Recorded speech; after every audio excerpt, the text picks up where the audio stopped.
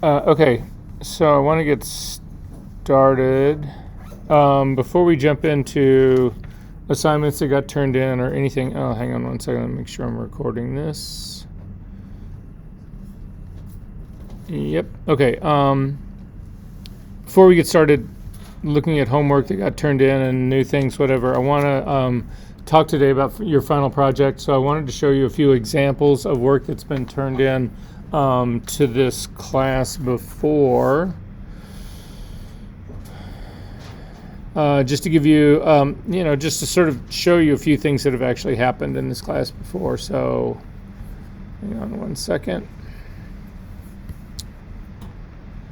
So again, I've tried to, as best I possibly can, impress upon you that this is not a fashion beauty class, that this is actually a retouching class, and that hopefully the skills that you're learning in this class can apply to a whole cornucopia of photography, pretty much to any kind of photography.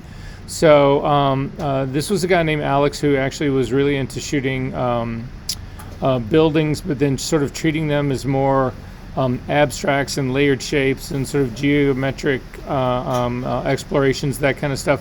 And so you can see what he's actually done in this is he's actually pieced together 3 different buildings, but he's also eliminated all the windows that are in the buildings, which takes on a completely different sort of like strange sort of like vibe in here. So let's see if I can get some of these up to just a little bit easier to see without having to open them all. So hang on one second.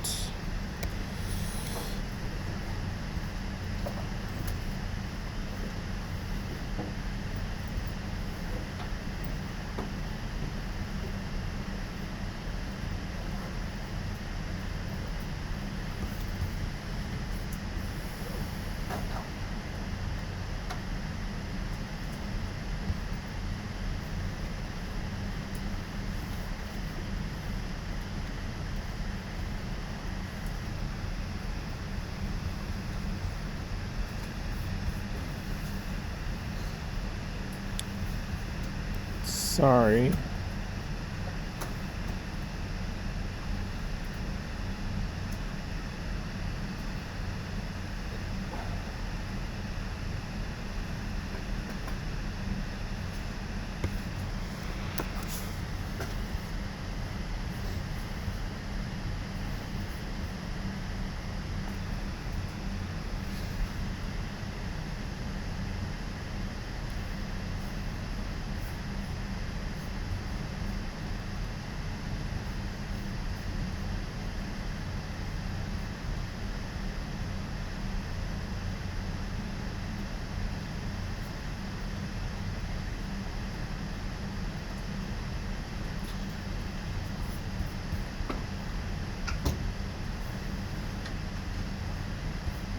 Oh, come on.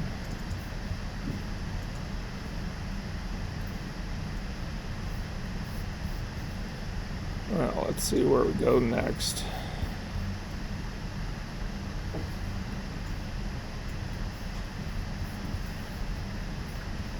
You guys found that Photoshop keeps fucking up.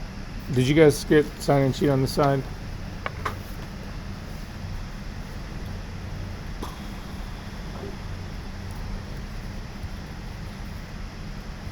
Find that the new version of Bridge and the one right before it both suck.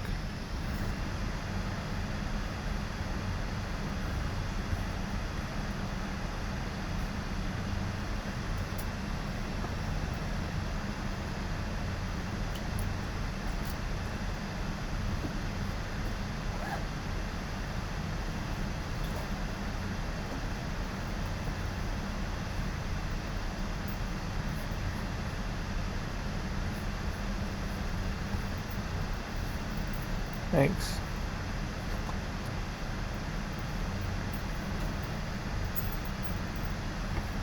Okay. So Austin, just to give you some idea of what's going on here. Oh shit, I'm just gonna have to open these, so sorry about that.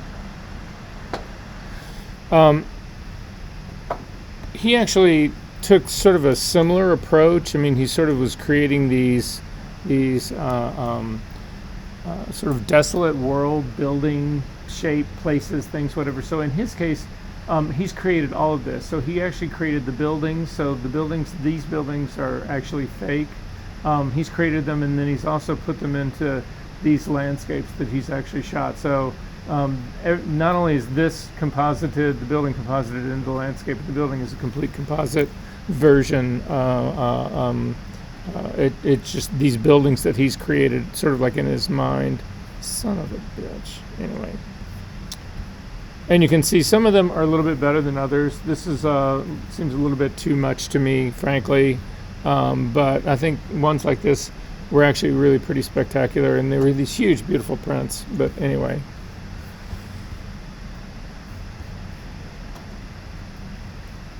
In Sean's case, he did stuff that was really sort of more conventional. So if you take a look at his, this is all compositing. So he's starting with landscape.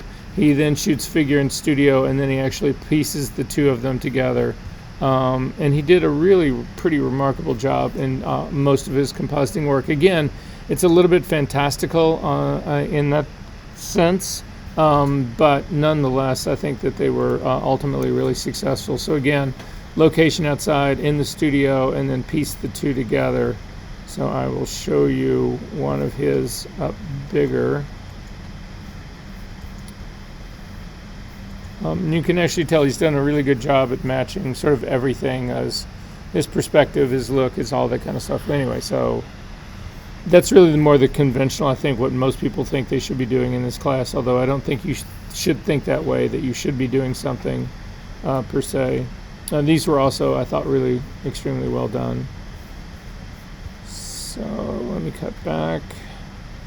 So Devin, I'm going to show you a single image of his. So this was, every single element in this has been put together. It was shot separately. So the ambulance was shot separately. He actually went to a firehouse and asked them if he could shoot the interior of an EMT vehicle, and they let him in. And so anyway, he ends up shooting this thing.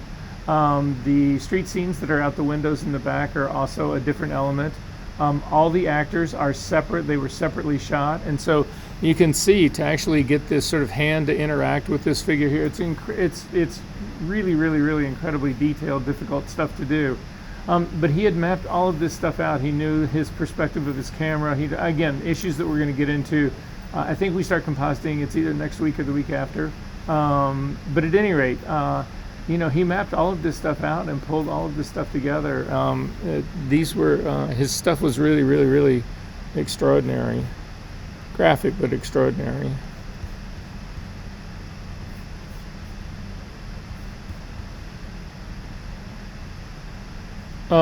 Eric did stuff that was sort of like, in some ways, kind of romantic in a way, in its own sort of way, sort of like story illustration kind of stuff. I don't know that it was really as successful as a believable composite, as much as I would look at it and sort of think this is more sort of photo illustration in a sense. And I think that they were actually pretty well done. So Haley was really into doing food. And again, you don't really need to see too much about opening these up to get some idea of what she was actually doing in all of this. Again, some of these more successful than others. Her compositing work was actually really well done. I think her still life work, shooting food and actually cutting up all this stuff, whatever, was maybe a little less so. But clearly you get the idea of what's going on here. I think a bit of a better execution in the photography would have led to more successful compositing.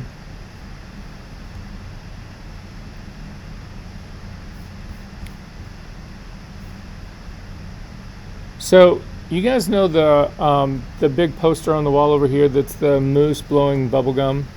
This is the guy who shot it. His name was Jacob Watts. And Jacob was really into, I'm going to open up a couple of these just to show you.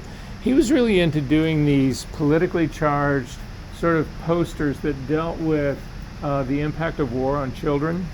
And some of these are easier to see than others. I'm going to open up a couple of them for you to actually sort of see. This was one that was really sort of one of the most overt versions of it that really, sort of like dealt with that whole childhood war trauma sort of thing. But a lot of his stuff was,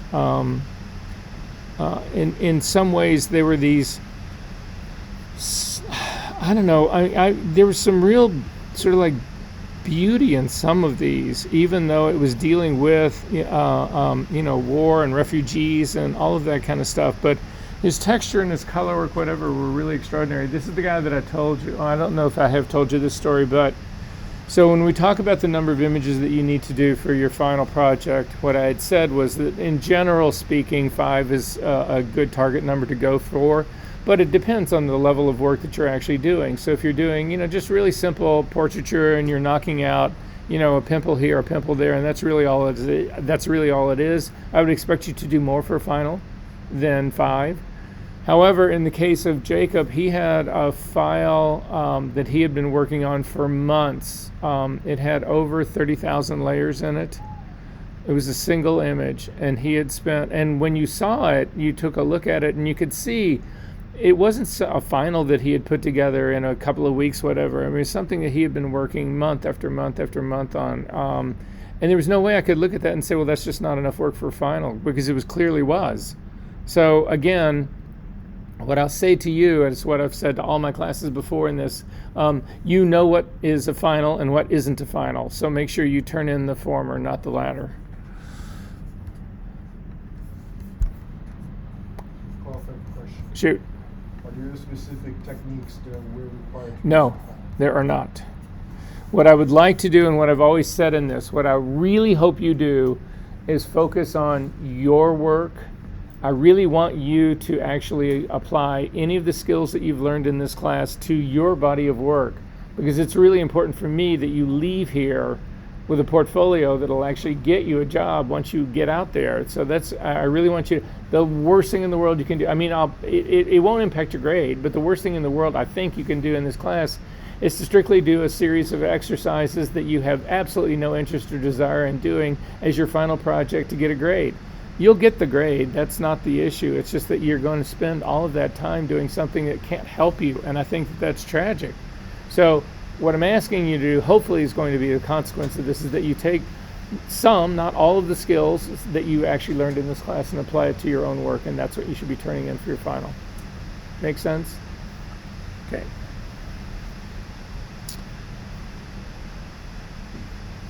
So this is one of the couple of Jeffs that are in here, and these two are all completely synthetically made. So I'm going to open up one of them just to show you.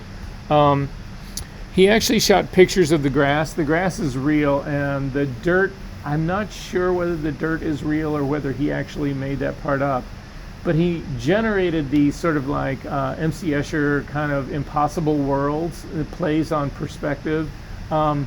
But he did this incredible job of, if you look at the shading and the shadowing on all of this stuff, it's remarkably well done. It really sort of maintains that consistent light source that's in here. They were stunning, and difficult to conceive as well. So I thought he had done a pretty remarkable job on that.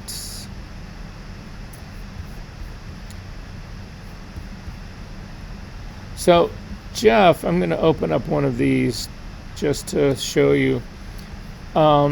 This was one of the most complicated sort of composite things that I've ever actually seen. I ended up helping him work on some of these, but they became really these incredibly difficult, convoluted sort of sculptures. So what he would do is he would go out and he would take landscape pictures so that you can see this is sort of a scene of, it's kind of like sort of like grassy knollish kind of stuff meets rocky beach kind of, that's basically what the scene is, with this sort of like dead tree in the middle of it.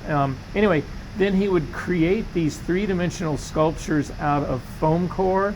So the foam core is separate from the image, and then he would go in and electronically he would remap the image to the foam core shape. So it looks like, if you take a look at this, it looks like he just basically took a photograph and glued it to a piece of foam core and then cut it apart. But that is not at all what he did. This is all done digitally, so the mapping of the image inside is all done digitally. And so as a consequence, again, if you look at the shading and the shadowing that he's actually done to keep it consistent with the form that he was shooting in the studio, just the foam core form, it's remarkable. It's remarkable that he actually pulled this stuff off. It took him weeks to do one of these things, and it was just this. It started out as a real sort of massive trial and error project, and it ended up evolving into, he really got a pretty good solid handle on how to do the work. But anyway, yeah, pretty extraordinary actually.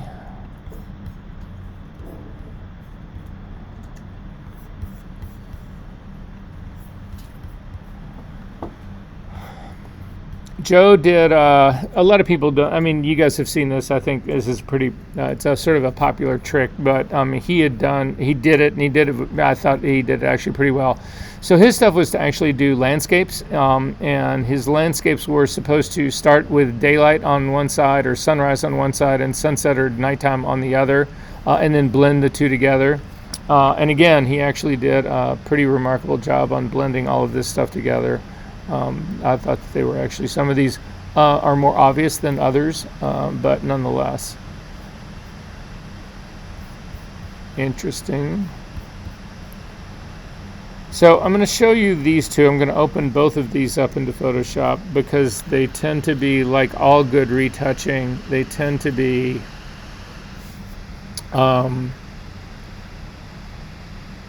deceiving in how simple it is. It looks like what they did.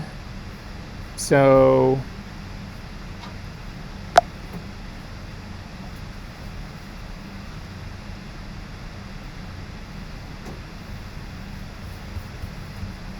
this is the interior.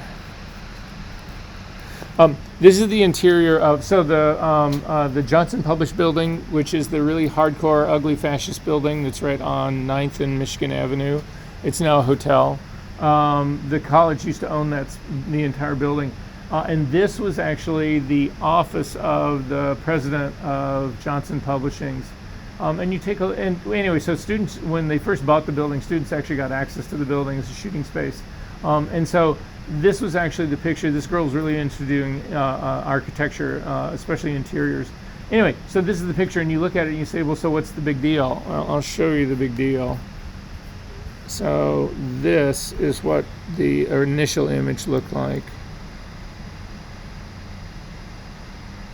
And then you say, well, okay, that's just not that difficult to do. I mean, what is she really doing? And so what I want to show you that she's doing is shit like this. So this is a piece of glass. There's a glass wall here, and the whole piece of glass has fallen out of the track that it's on, and she actually puts it back into place and adds all the highlight reflections, all the reflections, reshapes all the reflection of the highlights of the lights that are actually on the glass.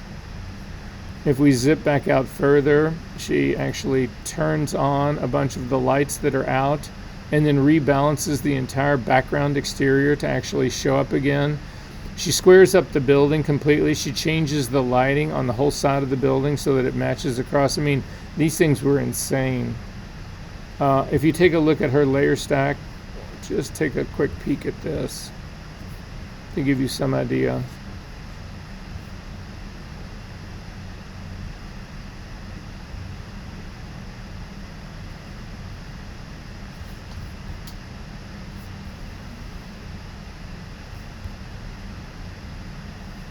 This one in some ways was even, I think, more impressive.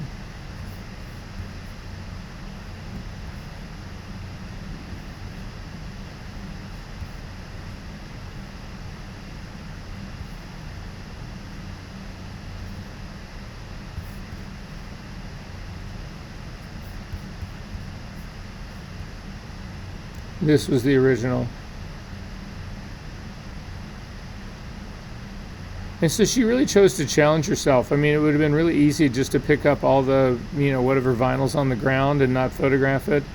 But that wasn't the way she went about doing it. But what really, I think, becomes impressive is when you start to take textures like this and you actually match them up.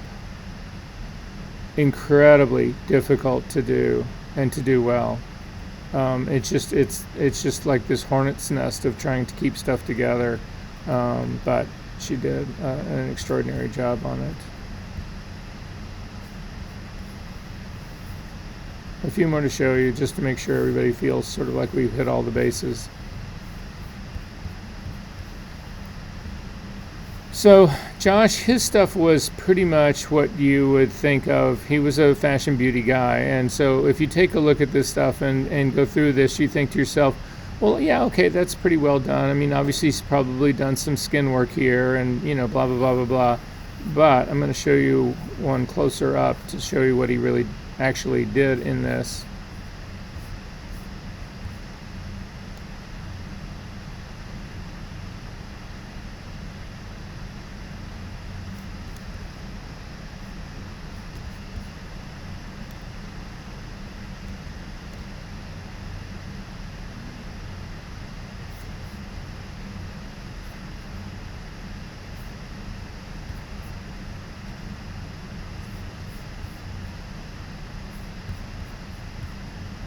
Kai, one of the few grad students who was in the grad program here that's actually taken this class, was really into doing landscape work as well.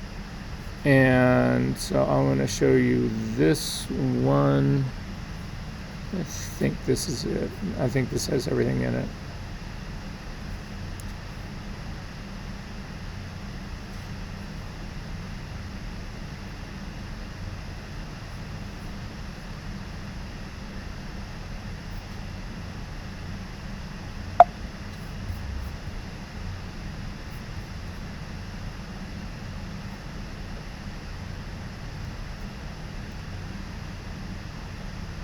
So this is actually the building, how it starts, or half of the building, how half of the building started out. So there's this half of the building.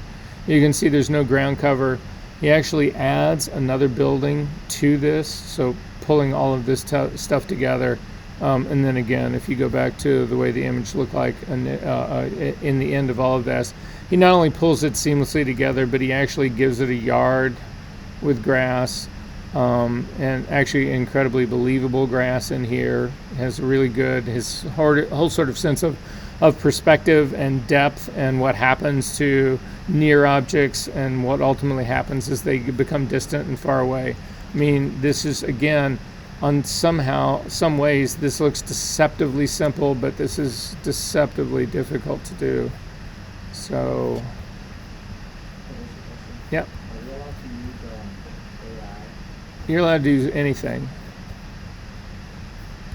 I would say that if you're going to get AI to do your work for you, that's going to be a little bit trickier. So if you've got like elements that you're trying to pull into a composite, it's going to be very challenging unless you've bought into some very expensive AI to say take these elements and make a convincing composite out of it. But there's nothing that would stop you from saying, okay, I need to fill this with grass. You know, how am I going to know, and why do I care?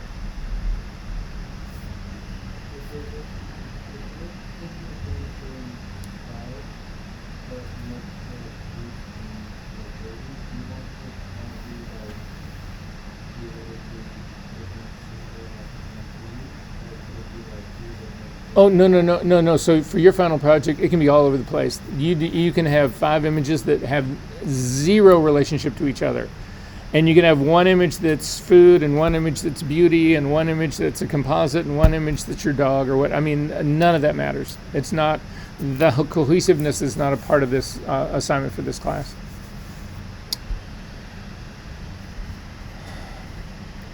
So this was somebody who actually did, I mean, there's a lot of people who are trying to do this similar stuff in my commercial class right now.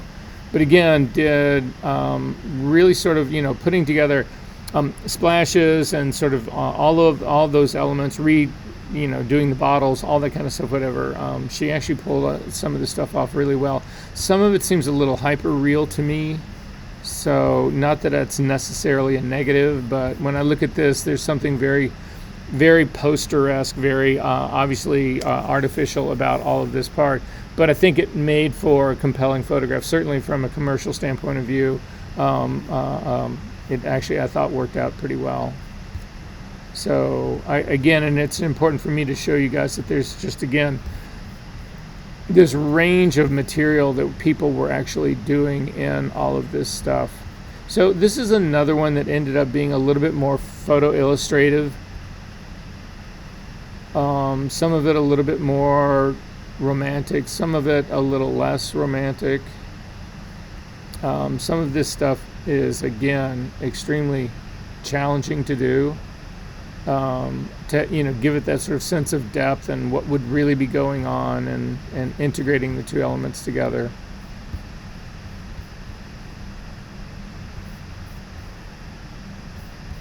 Almost done. So Sarah did some really, this is another thing you should consider in this, and better, this doesn't really go to what you were talking about, but the idea of where you source your imagery, you can use found imagery in all of this. So that's not really an AI thing. It could kind of be an AI thing. You could say you could get AI to generate you some element that you ultimately then used in a composite or in a composition or that kind of stuff. All of those are fair game. Anyway, this woman just did this. There were these just really, really, really beautiful photographs. It's sort of like, it was runway models, but she sort of turned them into these, I don't know, there was a lot of, sort of like flower thing that was happening on here, but it was also, a lot of it was mirrored, so you can see a lot of the flowers, or the division down between, they're actually mirrored copies, so sort of like veneers that are bookended that bring this together. They were just really, really, really beautifully done. Not necessarily really a convincing thing as much as a sort of an editorial branding kind of thing. I mean, the fact that this isn't, there's nothing really believable about this, and that's okay, I guess is what I'm trying to say. There's a difference between composites that are designed to really be believed and then ones that are clearly not. Which brings me to this. So this stuff blew me away. So this was a guy who was in both of, this is when I used to teach both of the fashion classes, and he was just into doing these really exceptional pieces. So in this case, this is actually, he got together and he was working with a set designer. So the majority of this set's real. So these forms, these kind of like pallety shapes and textures in the foreground, those are real. I think the texture in the background has been added, but I'm not entirely sure.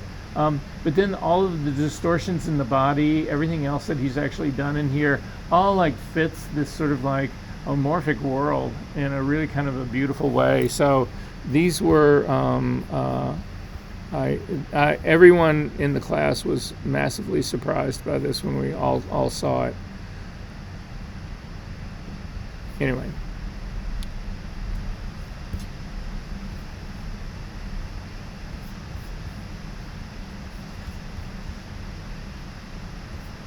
So Terry was really into doing cars, and I'm going to show you.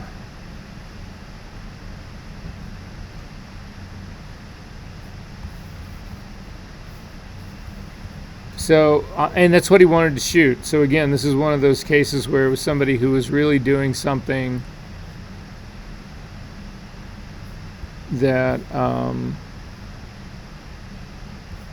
fit his portfolio. So you can see this stuff right here. All of this is a toy car that's about this big. And so his backgrounds are all real. So these are areas, so he's actually went all over the city looking for these interesting places to put these cars. And then photographed, again, this is this toy, a very expensive toy car, but toy car nonetheless, and put all this stuff together. Anyway, he ended up taking these pictures. He and another guy were shooting this as a sort of a, they were doing their own stuff, but they were working on this big project together. They wanted to shoot cars. And they ended up taking this to a guy here in Chicago who was like the importer of really high-end cars like this. And the guy ended up giving him hiring him to actually shoot a bunch of his cars for him. So, again, there's this stuff can actually take you places. So.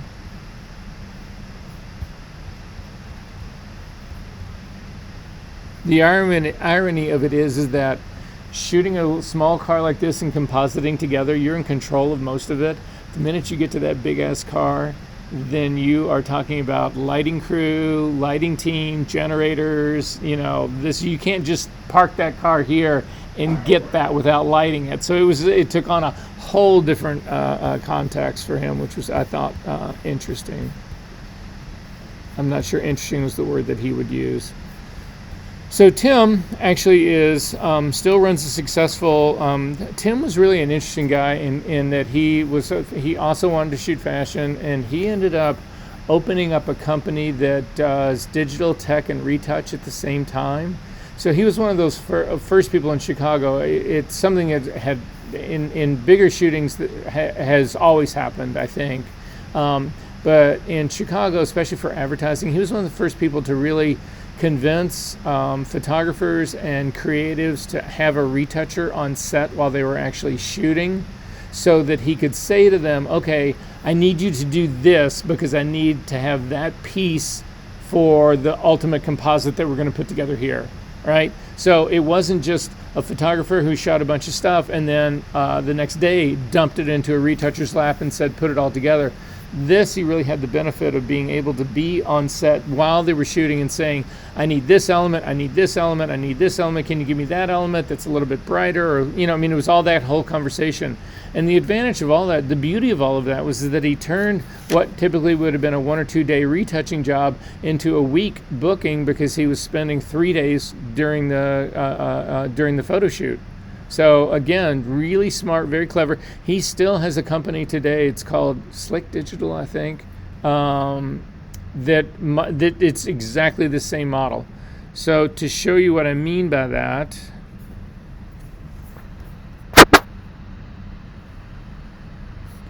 this is his before and after.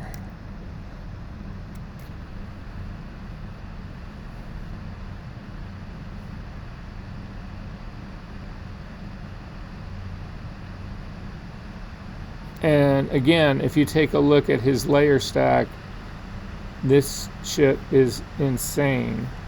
Because all of this stuff that's in groups, this is his composite group by itself.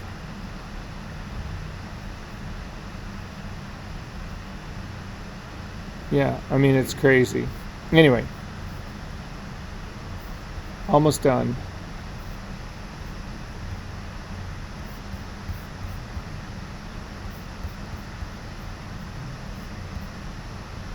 Last I'll show you, and the reason I'm showing you this is because I really want to give you that sense that this really is based on your work and not really based on any sort of convention of landscape photography or food photography or beauty or fashion or that kind of stuff. Anyway, Harith was a guy, he was Palestinian, and he decided that he wanted to shoot pictures of himself in all the places that he was forbidden to go to in the Middle East. So he inserts himself into all of these places that Palestinians were not allowed to actually go. And he treated them just like they were small picture postcards. So when he printed this thing out, let me show you, get a couple more open here really quick.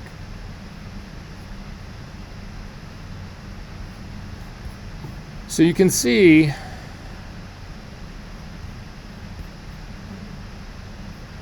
in a lot of this stuff, he puts himself in there. He does a fairly good job of matching, light and shadow and all that kind of stuff in here. But then he printed these things all out as little 4x6 postcards, and that's what he mounted up onto the wall. And on the back side of them, they had the little place for addresses and a little square box for where you put the stamp and the whole 9 yards. So it really was this whole idea of these postcards, and it was supposed to, the play he was obviously working with was that it wasn't just these places that he was forbidden to go, but they were all like really these touristy places that were really sort of like should be welcoming to everyone, and they weren't. But then he doesn't really want to call attention to it, so he doesn't he's not making this like overt statement, so he still treats it as a postcard and the whole. Anyway, they were just extremely well done. So to talk really quickly, so that's all I've got to show you in this part, but I do want to quickly look at our week number 5 under the resources. And under the resources, because your assignment to actually do your final project starts this week, but you have like 2 weeks to do it. But again, it's very simple. So if you take a look at the requirements, It's basically what we're being talking about. So it's an integration of your technical skills with Photoshop into your intellectual and conceptual creativity. I'm asking you to, what's going to be due in 2 weeks from now is just a proposal about what you hope to address, what you want to do in your project. Again, the number of images for the final, it really is work dependent. A minimum of 5 is generally expected unless it's really extenuating circumstances in this. You do not need to do your final version of this. You don't need to mat it, but you do have to print it. So it's the only thing we will print in this class.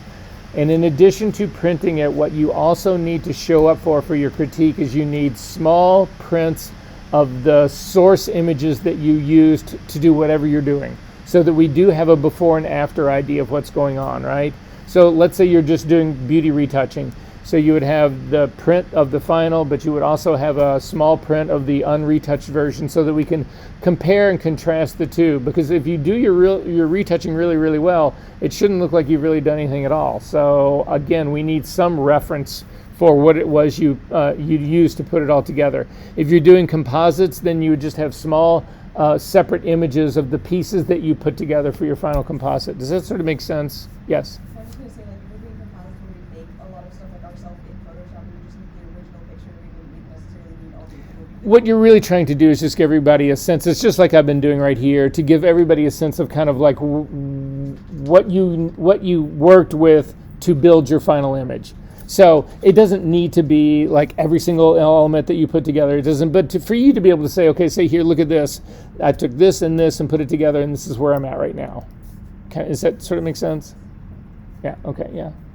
When you go to like clients and stuff, do you show them the before and after that? So a lot of retouchers do, and a lot of retouching websites are designed. They usually use the slider thing to actually show you, the before and after part.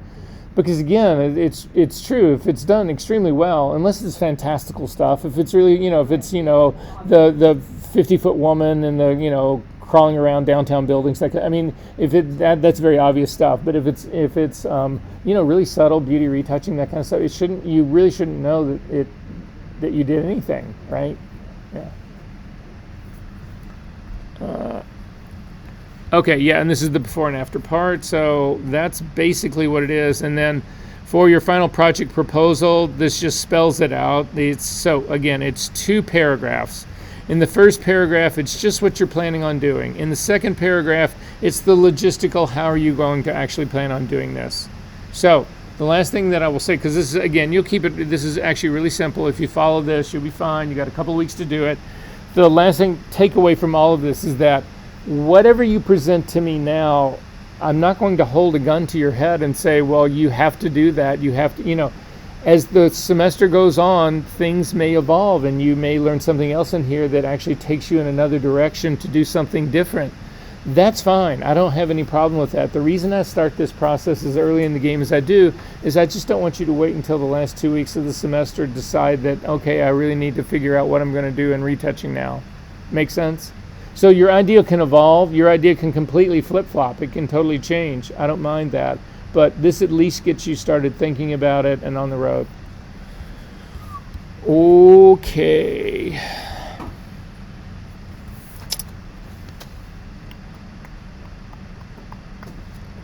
I'm going to start with something before we... No, I take that back. I'm not going to start with that.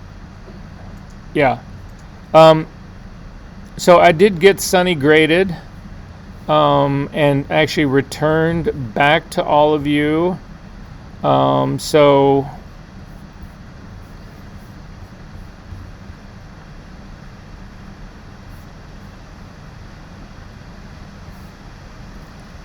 what I would like to do is, if you take a look at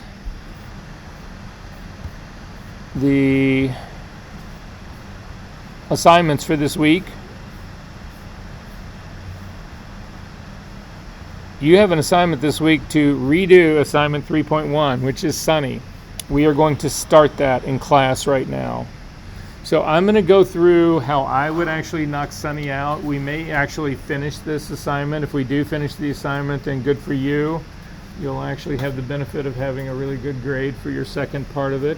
I would get out your tablet right now if you're going to actually do this with me, and you should do this with me. So we are going to start doing your homework right now, and we'll see how far we get on this. There's some other things I need to get to today. But if you stay with me, we should be in pretty good shape. There is one other different knockout assignment that I'm going to ask you to do. We can look at this at the end of class today. And then there is your written final project. And you can see it is actually your written final project. You don't have 2 weeks for. You've only got 1 week, but it's only 2 paragraphs. So it's not going to be the end of the world. And certainly if we end up redoing the heavy lifting one, then you have every reason to feel like you have time during the week to actually do this final project assignment. So I'm going to strongly suggest that you start with a blank new version of Sunny. Depending on how this goes, you can take layers from the version that we do in class right now and add it to the one that you turned in already last week. You can combine those kind of things, but I would just suggest that there's a couple things that I want you to make sure that you sort of start with a clean slate, so that, because this can get very confusing, and I want to make sure that it's not too confusing. Before we do that, really quickly though, I do want to look at just a couple of versions, because there's some language that I sent to you guys that I think can be a little bit confusing, and so I want to make sure that everybody understand. So for instance, to a lot of you, I sent things back to you saying that there's a lot of contamination in your mask. You may not know what contamination in a mask means, so I want to actually show you what that means really quickly. So in no particular order, I am going to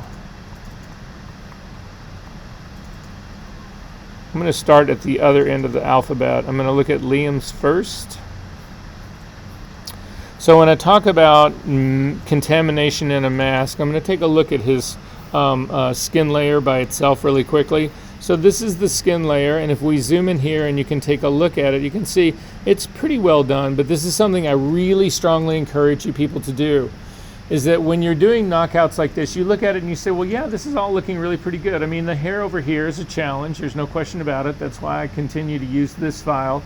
But what I can't strongly suggest enough is that you stop before you're finished with this, that you stop and you take a look at the masks by themselves. So to do that, I'm going to simply hold down the Option key and click on his mask. And now when you look at this, you can say, oh, I see a problem. There's a part of this mask that has not been finished here. This is what I mean by contamination in the mask. You can see all of these little highlights that are in here. If you then go back to the regular file and take a look at it, you can spot this is what's letting all of these bits and pieces come through, is that contamination in the mask. You don't even need to actually work on the mask in looking at the image. You could simply hit the B key right now.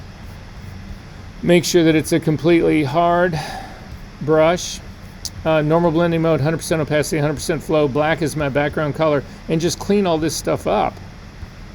You know, I would go to an overlay brush right now to work on that edge, but you can see basically how all of this goes. And now if we take a look at the whole part, so this is what it looks like now. And this is what it looked like before. And you can see the difference. All of those parts are gone. So that's what I mean when I say contamination. I'm going to show you one last thing here before we start working on this, because this is something I want to plant the seed to get this in your mind about how we put certain things together. And so I want to take a look at Max's really quickly. So in Max, we ended up getting, this was his skin, and you can see that he has left an entire section of this on the side. But when I took a look at his hair mask, this is actually really well done. This has the whole mask in it. All of this part exists. So I'm going to leverage this mask to fix that one. So to do it, you can see that the hair mask is sitting right here. Again, I used the larger thumbnail so you can really see what's going on. But if I hold down the Command key and click and load this as a selection, The selection, the area that is now white of this mask will allow me to paint, and the area that's black in this mask will be protected. So when I load this as a selection and then come back down here to the skin version of it, again, I'm going to hit the B key to get a brush. I'm going to go to the mask itself, B key with a brush.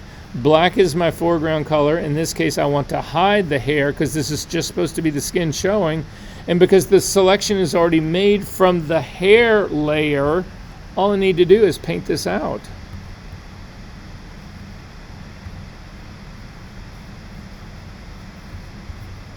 Command D to deselect and then clean up the last of the edges.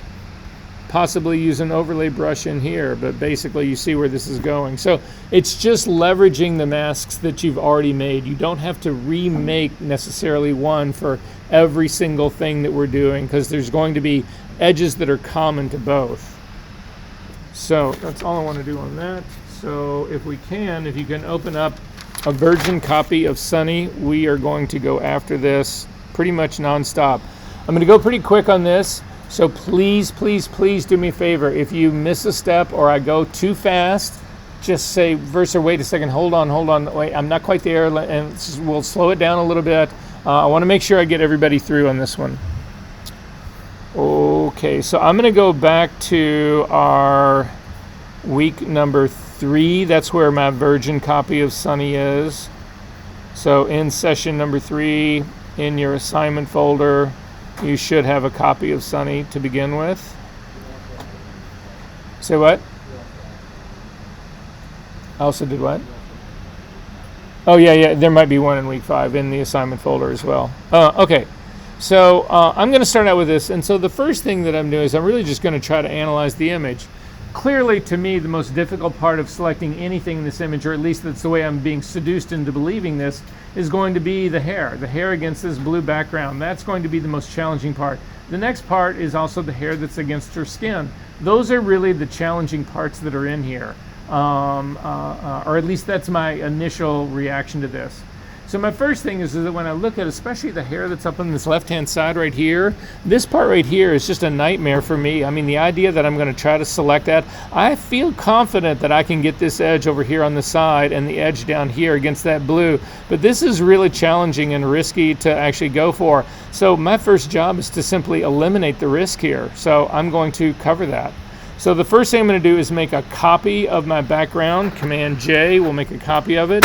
You need to start, 2 things are happening. A couple of you, not many, but a couple of you did not keep virgin copies.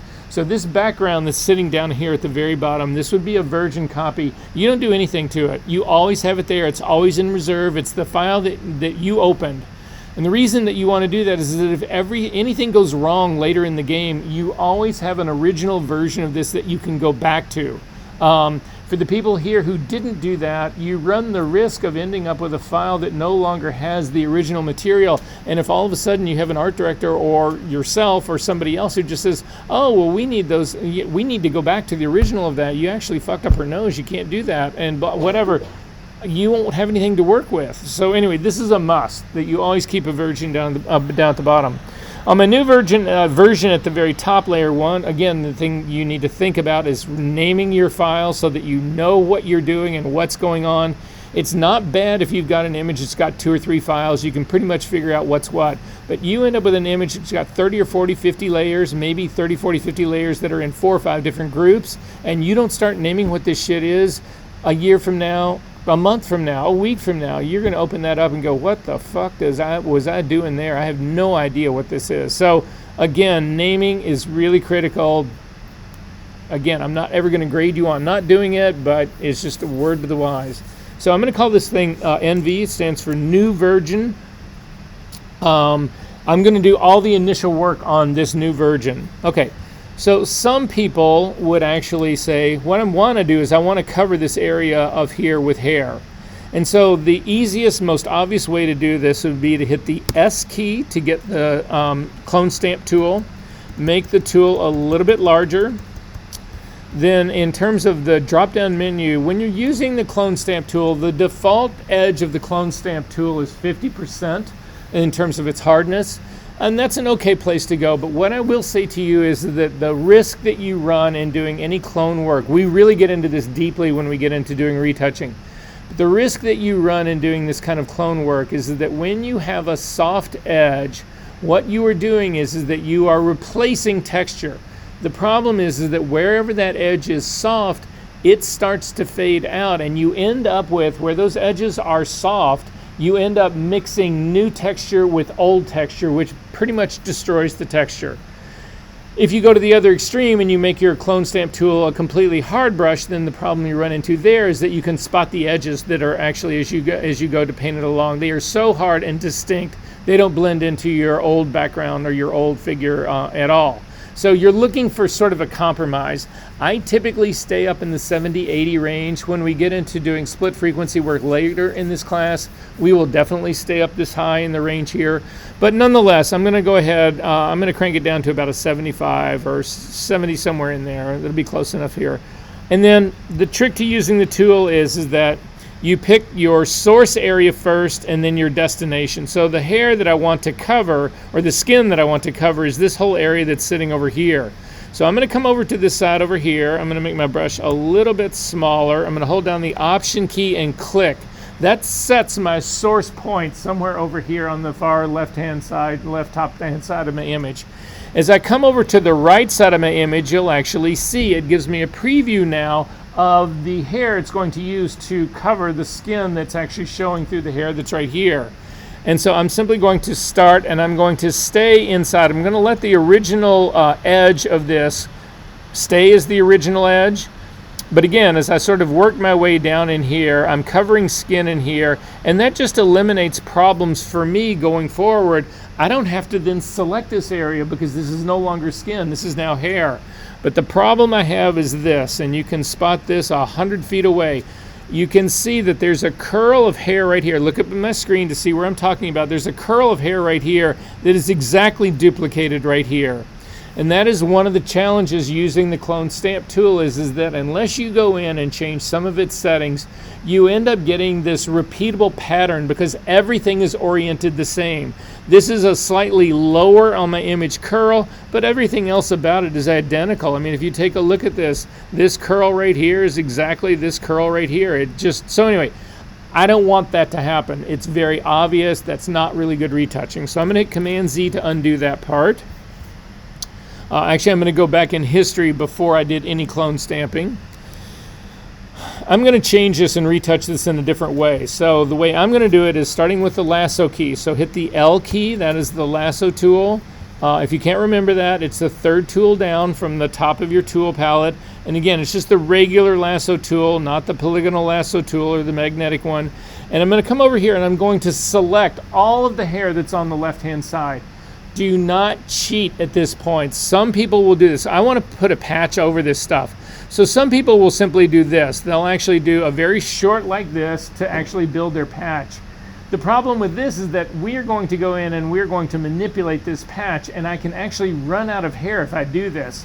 So do not be too specific in your selections. I'm going to hit Command D to deselect that. Instead, I'm going to select the entirety of this girl's hair on the side. So I'm selecting the entire, mostly almost half of her left face is what I'm selecting on this. And I'm going to jump that to its own layer, Command J.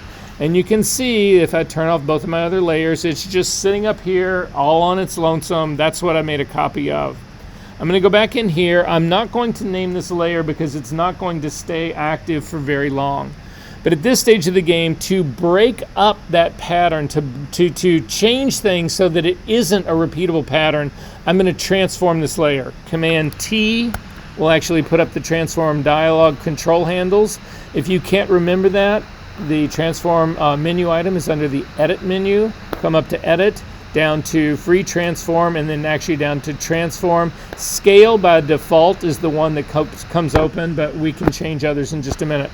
So the first thing I'm going to do is actually hover my cursor inside the transform frame, However, you don't want to get too close to the anchor point. If you get too close to the anchor point, when you go, instead of moving the entire frame, you'll actually move just the anchor point. So stay away from this guy. But I'm going to just click in this area right down here, and I'm just going to drag this thing a little bit to the right. Again, right now my placement does not need to be perfect or exact. So then I'm going to rotate this a little bit. So then you bring your cursor to the outside of the transform box. So you can see mine's on the outside. I'm in the lower right-hand corner, and you can see I've got a double-headed arrow on a sort of like an arrow that's like curved. This will tell you that you can actually rotate the image. So I'm going to slightly rotate it, and that really helps change the whole pattern effect that's happening here. Because this is now, it's still the same lock of hair, but it's on a slightly different angle than the original one was. I'm actually going to drag it even a little bit more to get a greater difference between the original and this. I'm also then going to crush this hair patch from right to left. So I'm going to hover over the little white box that's on the side of my image, and I'm going to click and move it to compress this. And then finally, I'm going to grab the lower box, the transform dialog box that's at the very bottom in the center of my image, and I'm going to click to drag it out to really stretch this out. So now I've taken that very same hair, I've crushed it to make it more dense, I've rotated it to get it off kilter, and then I've also stretched it out. So this is no longer, it looks somewhat like the hair that's sitting right here, but it's not going to be identical to that. And then I'm simply going to say OK to this. Click on the check mark at the very top in your options palette to go ahead and commit that mark. So then it's like, well, where do you use this thing? So I'm going to turn this on and off and say, is this covering the area that I want? And in my case, it's not quite covering it, so I'm going to hit the V key to get the move tool, and I'm going to goose it back just a little bit so that I know it's actually covering the hair that I'm trying to cover and to patch in. So now the problem that I have is that I don't really know where it needs to be, where the patch needs to be and not. So I'm going to put an opaque mask on this new layer. To do that, you can actually simply add a layer mask. So I'm going to go back to the very bottom of my layers palette. The box that's got the white box with the black circle in it is the add layer mask. Click on that and it adds a white layer mask, which allows this new patch to completely show. However, you can see that I've got the bracket keys are around my mask now. If you hit Command I, it'll invert it. So now I've got a black layer mask and it hides the entirety of the patch that I want. I'm going to throw this layer mask away. When I throw this away, this is a critical one. This is going to come up in your next assignments, and pretty much a bunch of them coming from this point on. You have options here. Your first option is that you can apply this layer mask. The second one is you can delete it, and the third one is you can actually cancel this process. If you cancel it, your mask stays there. If you delete it, it just goes away. Nothing else happens. But if you apply it, anything that was done on the mask is actually done destructively to this image. And I'll show you what I mean by that. So I'm going to cancel out of here for 1 second. I'm going to hit a brush, the B key. You don't need to do this, just watch my screen here. I've got a white brush and I'm going to paint on this mask. And so I'm simply going to come through that. And you can see it's actually showing part of my patch that I've got right here. Now I'm going to get rid of this mask. So watch what happens. I'm actually going to, just, you can see my pixel content that's there. I'm going to get rid of this mask. I'm going to apply it. This is a destructive move. This is now the only thing that is left of my patch. Because when I put that mask into the garbage, it said, well, do you want to apply it? And I said, sure. So it got rid of all the pixels that were being hidden and left only the ones that were not hidden here. This is a destructive move. You don't ever want to do this. There's no reason to do this. You're much better off just leaving the mask there. Make sense? Well, I have 2 questions. Shoot. First thing says this layer is compressed. We need to like turn into small object before. No, because again, this is going to be pretty much down and dirty, and I'm also going to merge it into my new version. So, another thing is like, I'm just curious. Yeah, no, go. Why don't you set opacity down to like 30%, 50%? I'll show you why. It's just easier to do it this way. Yeah, no, I'll show you why. So anyway, I'm going to get rid of this layer mask. I am going to just delete it. That's not destructive. You can see the entirety of that patch is still there. So then instead of actually doing those kinds of tricks, I'm going to simply hold down my Option key and click on Add Layer Mask, and it actually adds a black layer mask, which is what I want. Then I'm going to turn my tablet on, and I'm going to go to my tablet. I'm going to hit the B key to get a brush. In this case, I'm going to actually make it a medium hard brush. Again, just in seeing what we were going on before, actually, I'll see if I can get away with getting something a little harder edge. So I'm going to bump this up to more like a 75. I held Option down and clicked on Add Layer Mask, and it adds a black one instead of a white one. Work? Yeah. It's just a shortcut for that. So then I'm going to zoom into the area that's right here for her hair. I'm going to make my brush a little bit smaller. And then I'm going to just paint in the area that I want to actually fix. Do not worry about what's underneath it. Do not worry about what it shows. You just need to paint the area that you want to fix. And another thing to think about this, I'm going to start in this area that's right up at the very top of her head. However, I don't want to start right here in this where you start to see skin, because the problem with that is that there's hair coming from the top of my image down here. I'm going to start all the way up here. I'm going to start outside of my image so that I introduce new hair as I come into it, as opposed to having new hair just start in the middle of this image. Does that make sense, everyone? So to start outside of your image, remember, we need to go to the paste board, hit your F key once, and then hold down your space bar to get the hand, and then you can push this down, and now you can actually start your brush work outside of your image. It won't paint anything on the paste board, but you can actually use it to start out. So I'm going to start to come into this area right now here. I'm going to avoid the little bits of hair that are, little bits of skin that are showing on the very outside and these little curls on the outside. But I'm going to simply start in here, and I'm going to paint down the entirety of all of this.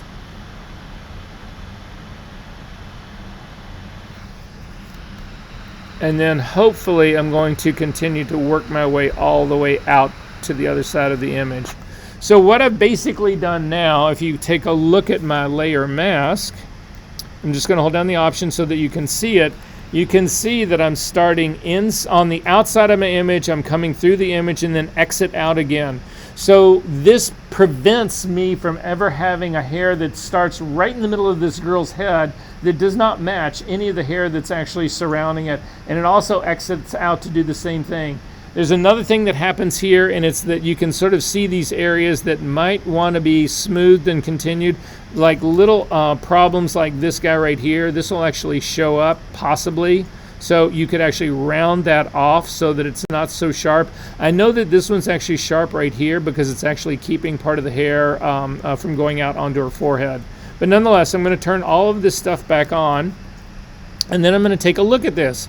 And I'm simply going to turn it on and off and say, okay, well now when I'm turning this on and off, I can really see where it's going. Do I like this? Do I like the hair that's underneath this? Well, I look at this area right in here, and I still see repeating pattern that's happening right across here. And if I turn this off, it's this thing right here is repeating again right here. So I need to change the hair that's underneath this. However, the mask is in the right place. I don't want to move this, because if I move it, the mask actually moves with this. So instead, I just want to move the pixel content and leave the mask where it is. To do that, there's a link that sits right between the pixel content of this layer and the mask. Click on that link to make it disappear. These two now have been divorced. You can now move the mask without moving the pixel content, or you can move the pixel content without moving the mask, which is what I'm going to do. Select the pixel content, not the mask, so I've got the little white borders that are going around the image that I actually crushed, and hit the V key to get the move tool, and you can come over here and you can see you can move the entire thing around. And this is why I don't care about using opacity to try to line this up. It's just easier to go ahead and put the mask in place. So I can actually get away. You can see I've got that same repeating pattern. Even though we've changed it here, it's still pretty close. So I'm just going to kill part of it right here. However, at this stage of the game, if you're happy with this, you can leave it at this. If you're not happy with this, you can continue to transform this thing. So Command T to bring up the transform dialog box. That is now transforming only the pixel content, not the mask. The mask is actually frozen. So now I can actually crush this a little bit more, or I can pull it back out because I feel like it needs to be a little bit wider. I'm going to actually push it up and get it a little bit more out of the way. And so now I'm feeling like I've got something in here that's actually, I don't pick up any repeating pattern in here at all, whatever. This is just much more successful for me to actually hide the part of the hair so that I don't have to select it. Did this work for everyone else? Okay. Go ahead and do a check mark if you did an additional transform. At this stage of the game, this is all on its own layer. I don't want this on its own layer. I want the entire new version to be the whole new version. So with the top layer selected, hold down the Command key and hit the letter E. It will do a merge down version. That has now been merged down into my new version here. That's why I didn't bother to name it. I don't do any of that kind of stuff. It's just a way to actually build new hair here.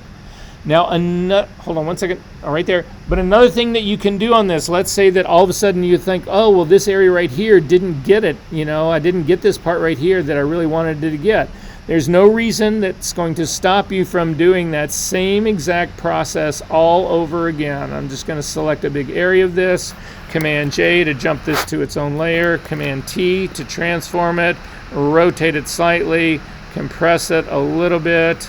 Go ahead and say OK to that. Hold down the Option key, add a black layer mask. You don't need to be doing this part because it's going to be fine here. The B key to get a brush. White is my foreground color. I'm working on the layer mask. I'm just going to add a little bit in there. If I'm happy with this, fine. Command E, and it merges that down into it to do it again. So you can do multiple iterations of this to build the patches that you need. Jared. Okay. I'm sorry? I just combined it down. So that's what Command E does. It's a merge down. Okay. At this stage of the game, I need everybody to go ahead and save their image. So save it somewhere, whatever you want to call it. I'm going to do a save as and put it in my toss box.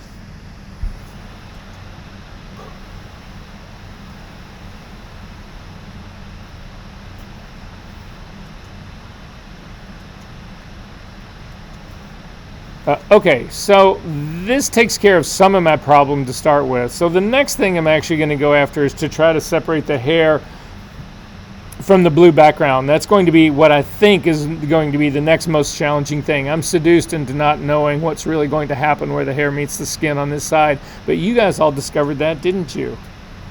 Yes, Versa, we did. Okay. So I'm going to separate the blue from the figure right here. That's going to be the next thing I'm going to do it. And I'm going to do it using channels. So I'm going to go looking for the greatest amount of contrast in my channels between the blue background and the figure. So to start with, I'm going to click on the red channel. So again, in the channels palette, click right in the middle of red. Don't click on the thumbnail. Don't click on the name. Simply click right in the middle, and it actually should show you the red channel. And I get pretty good separation, not great, but pretty good separation. Again, I'm not worried about her skin. I'm not worried about the sweater. I'm just worried about the hair and separating it from that from the blue background. So I'm going to go down and take a look at my green right now. And the green is actually even better because her skin stayed. Her skin got a little bit, her hair got a little bit lighter on the green one, but the green background got considerably lighter. So then I'm going to go to the blue channel, and the blue one is the best of all. Her hair is the darkest in the blue channel, and it's the lightest and the blue background is the lightest. So this is the one that I'm going to start with. So I'm going to drag the blue channel down to the bottom of my channels palette to the little box that's got the plus in the middle to create a copy of the blue channel. I'm going to double click on the blue channel, and I'm going to call this Knockout Blue Background.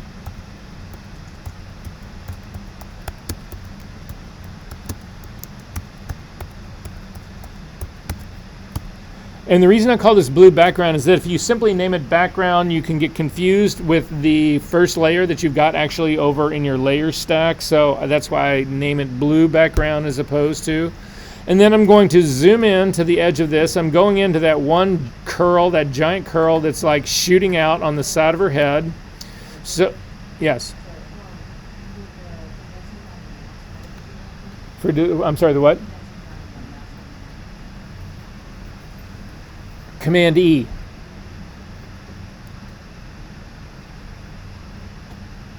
Work? Yep. Sure. So, I'll wait. Make a copy of the blue background. I mean the blue channel. Rename it Knockout Blue Background.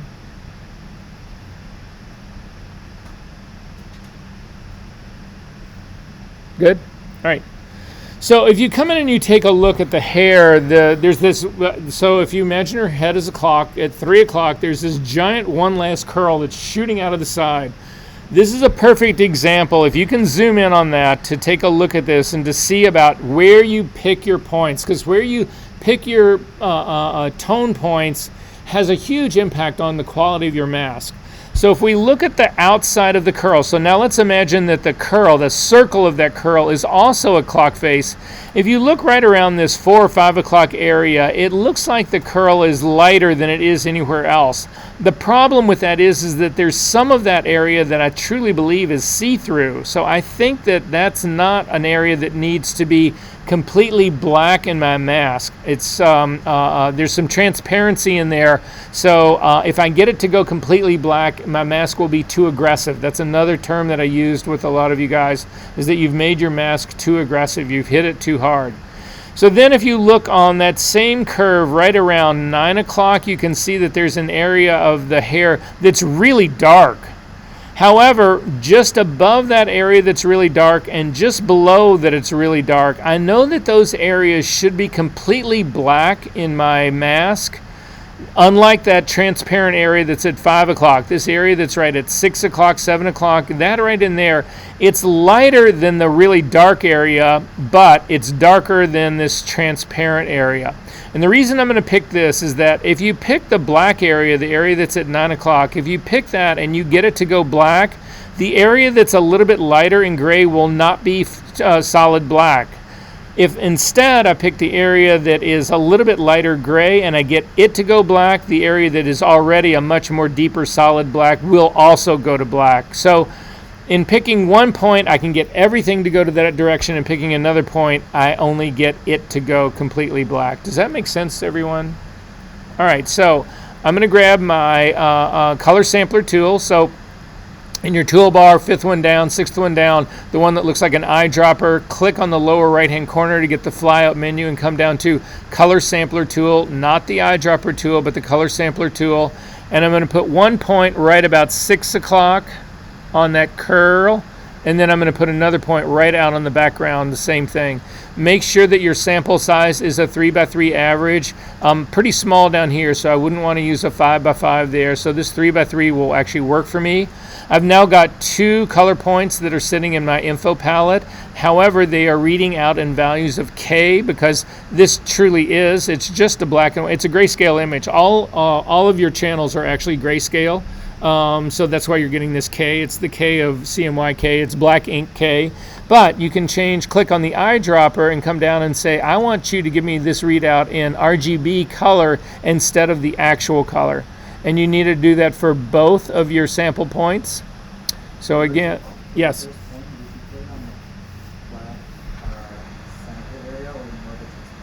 No, the black part. You don't want to put it on the transparent part, because if you get the transparent part to go black, it will no longer be transparent, and you want it to have some transparency.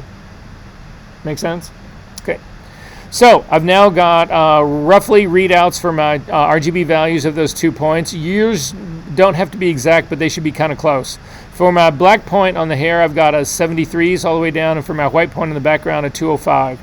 So again, you cannot do this using adjustment layers. This is now adjustments on this channel, and the only way you can do that is using the image menu adjustments or the keyboard shortcuts that go along with this. So you'll notice if you come up to image, down to adjustments, and across, levels is Command L. Curves is Command M. So that's what's going on this channel, not on this layer, but on this channel. So Command L will bring up the levels dialog box. You'll see that you've now got your sample points are split into 2. You've got values on the left and values on the right divided by a /. Those indicate the difference that this curve or this levels adjustments is going to make. Right now both values are identical because I haven't done anything, but the minute I start to change something, the values that are on the right side of the of these 2 sets will actually be the change. So I'm going to grab my shadow slider at the bottom of my histogram and start to drag towards the center. And the whole time I'm watching my after readout. You want to get close to 0, but you want to stop before you actually get to 0. So I'm down to 1 or 2 right now. Go in with your arrow keys and just start to tap in. If you hit, it's just up and down arrow keys. If you hit an arrow key and it starts taking your numbers in the wrong direction, it's the other arrow key. So I don't bother to figure out, is this an up key or a down key? I just start tapping on one, and if it's right, I continue. If it's wrong, I use the arrow key going the other direction. Yes. If you've got more points, then you have something on there, simply go up to the top and you can, here, I'll show you. Start up here, just hit clear all and then put your 2 points down again.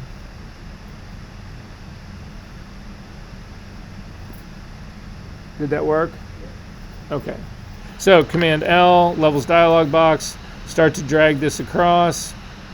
I'm watching my after readout and get 2. Now you'll see right now, I'm at 0 on this.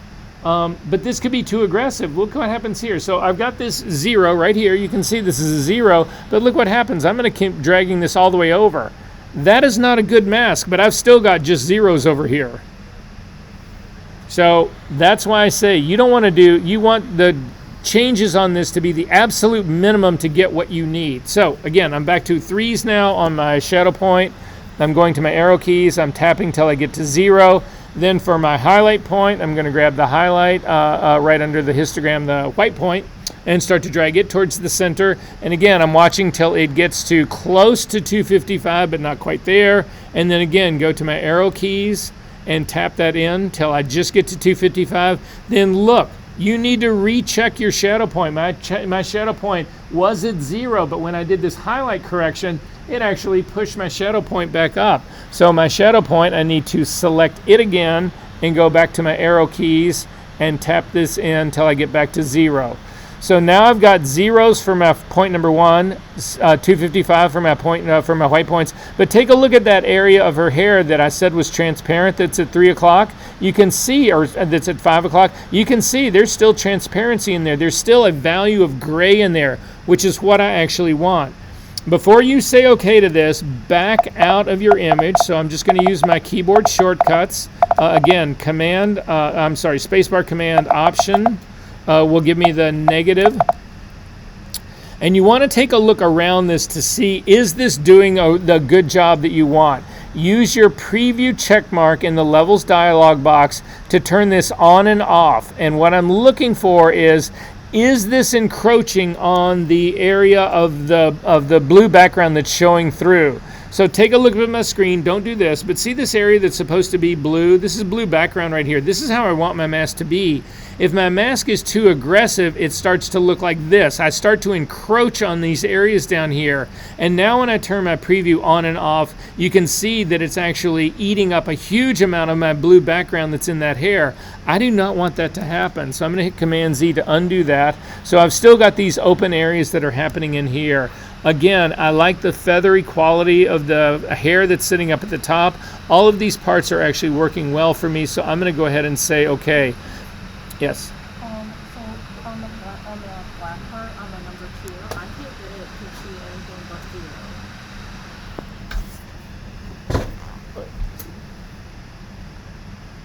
It's just not moving.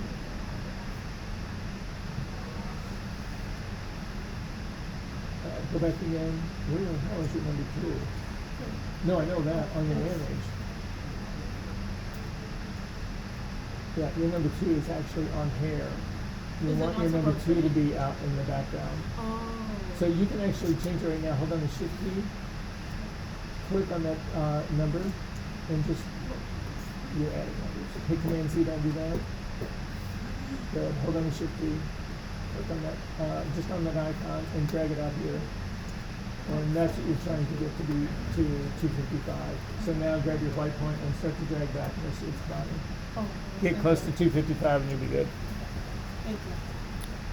Guys, as soon as we get through this part, we'll take a quick break. So hang in there. All right, so I'm going to go ahead and say OK to this. And I feel like this is a good start for me. I'm going to double click on the hand and I'm going to take a look around my image right here. And so in taking a look around my image, what I'm actually doing is that I'm hovering my cursor over all of the white background. I know I've lost the shoulder, I'm okay with that, but I'm hovering over the white background and I'm just looking at my readout. But look what happens when I get up to the top right-hand corner. I start getting into positive values. Very few of you picked up on this fact. That is not pure white up there. That is actually a tone. I'm reading 247s, 246s. We need to fix this part. So I'm going to zip up here into this corner up in this area right up in here. And you can see as I'm hovering over right now, 245s, 246, 246. This is not white. I need to make this white. Hit the B key to get a regular brush. In doing this work, I'm going to leave the hardness at about a 50%. I'm concerned about when I start to paint on this area and I get close to that really fine feathery hair.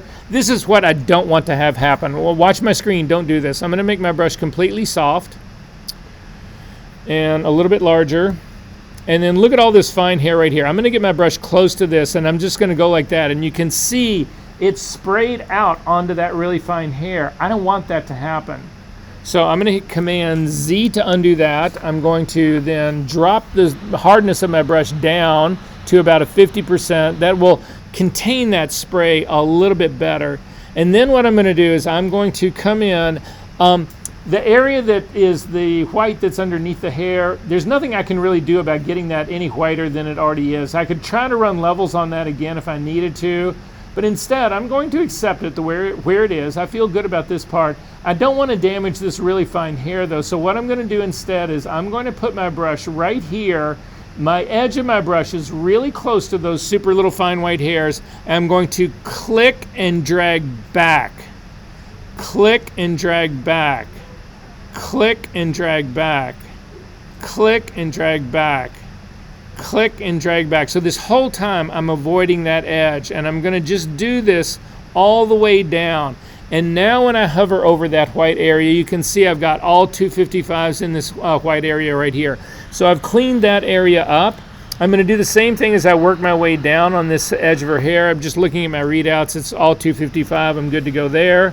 I need to do the same thing underneath where her shoulder meets under here. Those are also all 255. So this is a really good solid beginning for me in terms of how this goes. So I'm going to double click on the hand right now. And at this stage of the game, what I'll typically do is I'll do some of the real heavy lifting on this just to help me understand what the goal is that I'm really trying to go for here. So I'm going to start in on the shoulder on the left-hand side. I'm going to zip in to this shoulder right here. So I do want all of her hair to be black, I want all of her skin to be black, and I want all of the sweater to be black. The only thing I want to be light is the blue background. So I'm going to start on this shoulder where you've got that little curve on the sweater part right here. I'm going to start there. I'm going to hit the B key to get a brush. I'm going to change the blending mode of my brush from normal down to overlay. Sorry, not soft light, but overlay. Overlay is just a stronger version of soft light, or soft light actually is just a weaker version of overlay. Hit the X key to make sure black is my foreground color so that I'm painting with black. I'm going to leave this at a 50% hardness, but the truth of it is the blending mode should be controlling where I'm going to paint this. And then I'm actually going to paint this area. What I would suggest to you is this. Take a look at my screen here really quickly. I'm going to make my brush a little bit larger. Conceivably, because that background is white, I could paint half of the brush in the white area and half of it in the dark area. Watch, I'll go ahead and do it. I'm going to actually do that part. And you can see it does a really good job of it because the blending mode is restricting the brush to only be painting in areas that are darker than 50% gray. However, don't make Photoshop work harder than this, harder at it than it needs to. So I'm going to hit Command Z to undo that.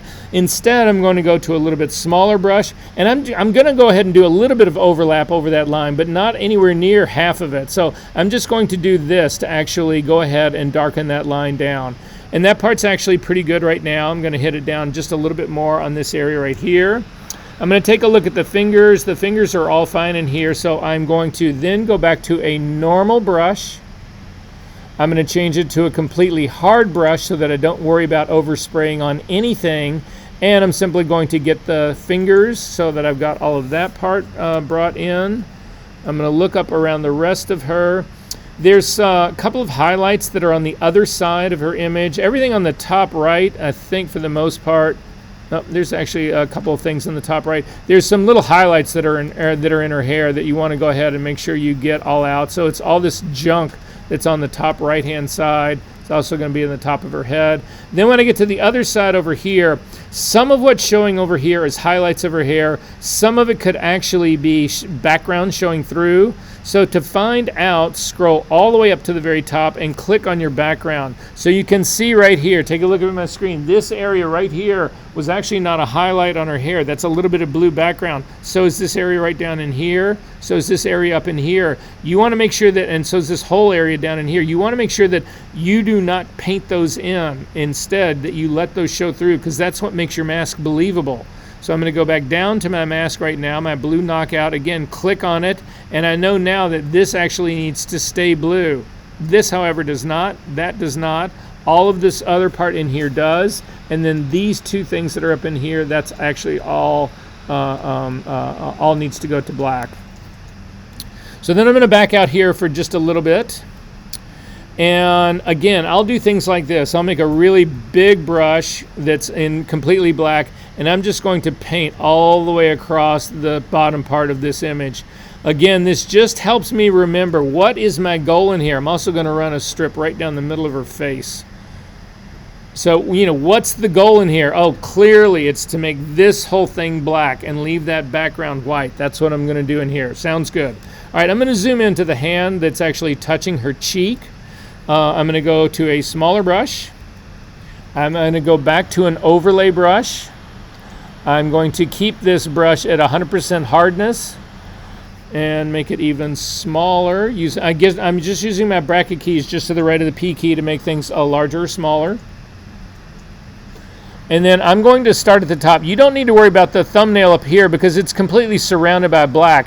But this area where her finger's coming out and actually touches hair and background, we need to build the density of that edge. So I'm just going to run my overlay brush out along that edge. It should do a good job about following it.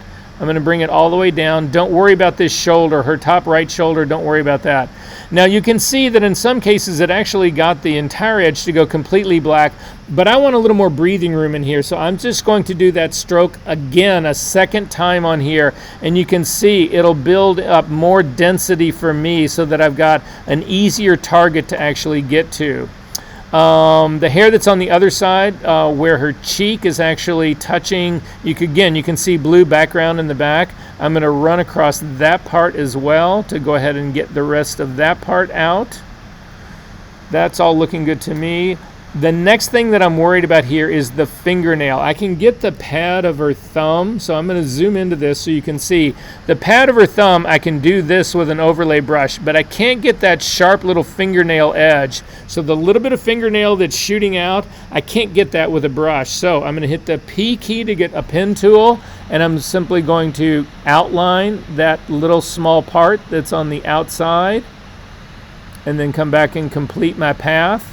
I am going to save this path, so I'm going to go to my path palette. I'm going to double click on work path and call it fingernail.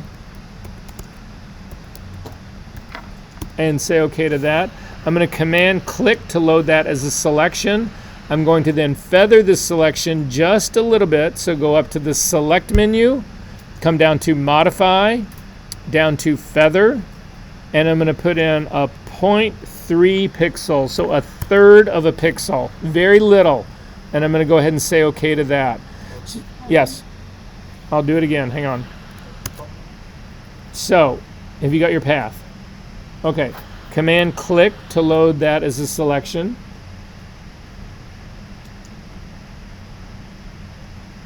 Did you get the marching ants? Did you select the path? What's the quick path for feathering? Oh, there. You mean the keyboard shortcut for feathering?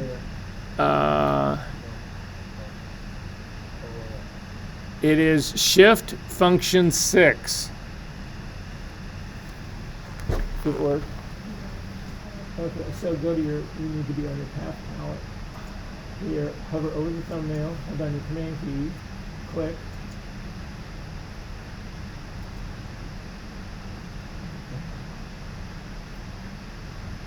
go to the little three dots, come down and say hide or get rid of, or yeah, hide that guy, come back over here, hover over the thumbnail, hold down your command key and click. You'll merge your names? Yeah. Okay, great. Then up to your select menu. You're with me right now. Up to the select menu, down to modify, down to feather, and put in 0.3 pixels, very small feathering, and say OK. Then we're going back to make sure you are on your channel knockout for this. You simply need this area to be black. Black is my foreground color, so Option Delete fills that with black. Command D to deselect. And that's how you get that little baby point down there. Then I'm going to go back to the B key to get my brush. I'm looking around everything else. I've got most things. I need to do another one. If you take a look at her thumb is actually, behind her thumb is part of the sweater. And then there's her thumbnail. All of that needs to go. So I can do this with an overlay brush. So I've got the B key, I've got an overlay brush going, 100% opacity, 100% flow. Black is my foreground color. I'm going to check my edge to make sure it's 100% hard. It is. Yes?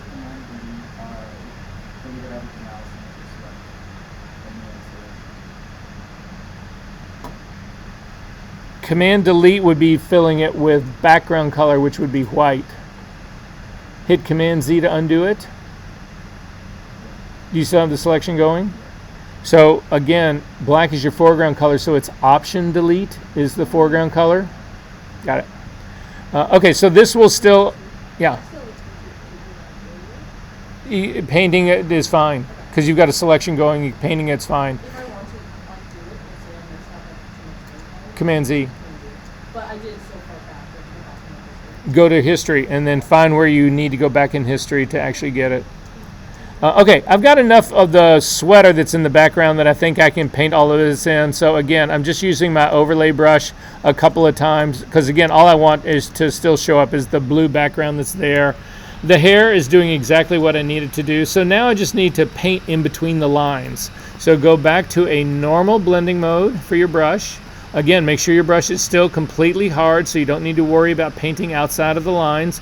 And then you just need to paint in all of this area in the center part of her fingers that should be black. Stay away from your edges if you can. I get in the habit of lifting your stylus up off of your tablet a lot because if I've got this right and then I screw something up next, instead of doing Command Z, which undoes all of the work, it only does part of the work. So again, I'll just do stuff like this, lift my cursor up, and I'm just cleaning up all of this other stuff. Go ahead and get all the way down to the rest of the hand until it's like on her body. Don't worry again about that shoulder. We're going to get that in a second. I'm going to go ahead and do the rest of the... So are you on channels now? Working on that channel? You are.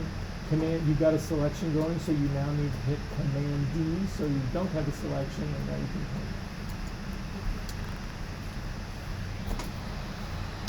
paint. I'm just going to finish painting in this part. I'm going to zip back out. So in areas like this, I need everybody to look up at my screen really quickly. I've got a large area that's just this slice of her face. There's no reason to not use fill with this. It's just faster. So I'm going to hit the L key to get the lasso tool. I'm going to select this big hunk of her face that still needs to be that way. Black is my foreground color. Option Delete will fill that. Command D to deselect. Then I'm going to come down. The rest of her, I'm back to a brush again. The rest of her hand you can bring in like this. That part doesn't matter too much. But the last thing that I need to go after is I need to go after this shoulder, the top right shoulder. Unfortunately, the downside to using the blue channel was that there was very little separation between these two. And then when I ran levels on it, I made it even worse. So I'm going to check the rest of this to see. Yeah, you can go over to the other side as well with your completely hard brush, or again, the lasso key. I'm just going to select the area that's still showing on the left-hand side and fill it with black. Command D to deselect. Okay, so now the challenge is that we've got to fix that top right-hand shoulder. That's the next thing we've got to do. How would you guys fix this? There's not enough there to use an overlay brush. It's simply, there's nothing there.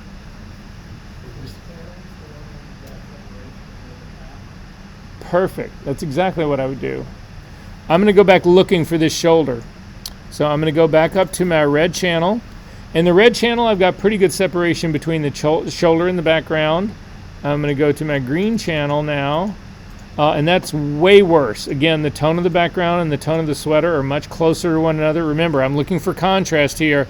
And the blue channel that's where I started. This is where the whole problem is. So it's definitely not the blue channel. So it is the red channel. It gives me the best separation between that shoulder and the background. Again, I'm not worried about her skin. I'm not worried about her fingers. I've already got that part. So I'm just worried about this shoulder line here. So I'm going to duplicate the red layer. So I'm going to grab the red the red channel. I'm going to grab the red channel, drag it down on top of the little square that's got the plus in it at the bottom of the channels palette. It'll give me a thing called red copy. I'm going to double click on that, and I'm going to call this temporary shoulder or temp shoulder. Anything that you name temp, you need to plan on getting rid of. And I am going to get rid of this as soon as it does the job that I actually need it to do. I'm going to zoom in to the area of her shoulder that's kind of by her fingers. And again, you can see the issue that I've got going on in here. I'm going to make her sweater white and the background black. But if you look at the area of her sweater, so I'm looking at this area that's right next to where the sweater touches the hand. It looks like there's a little divot down, and then there's sort of like a hill going up, and then another hill going down, and then another hill going up. And you can see that there's areas on the very edge of like the hill going down that are much lighter than the area that's on the side of this hill right here. So it's the same trick as we were talking about with the hair. If I can get this area that's sort of a lighter gray to go white, the area that's already lighter will be white. If I use the area that's much closer to white and get it to go white, there will still be tone in this other part of the sweater, which I don't want. So my sample point needs to go on this area that's sort of the lighter gray, but not the lightest, not the area over here that's considerably lighter. So I'm going to go again after my color sampler tool. I'm going to drop one point right here, and then up on the background, I'm going to throw out another point here. Because again, I'm trying to get the separation between the top part of her sweater and the background that's actually behind it. If I look over in my info palette now, I've got the same problem that I had before. I've got these points number 3 and 4 are giving me readouts in K. I'm going to click on that little icon of the eyedropper, get the drop down and say I want these both to be RGB readouts. But now these are inverted. It typically was, in the beginning, we always started with the white point was first. The black point was first, and the white point was the second one. These are now been inverted, and my white point is now the first one. The lighter of them is my first point. It's fine. It doesn't matter. I'm just pointing that out. Command L to bring up the levels dialog box.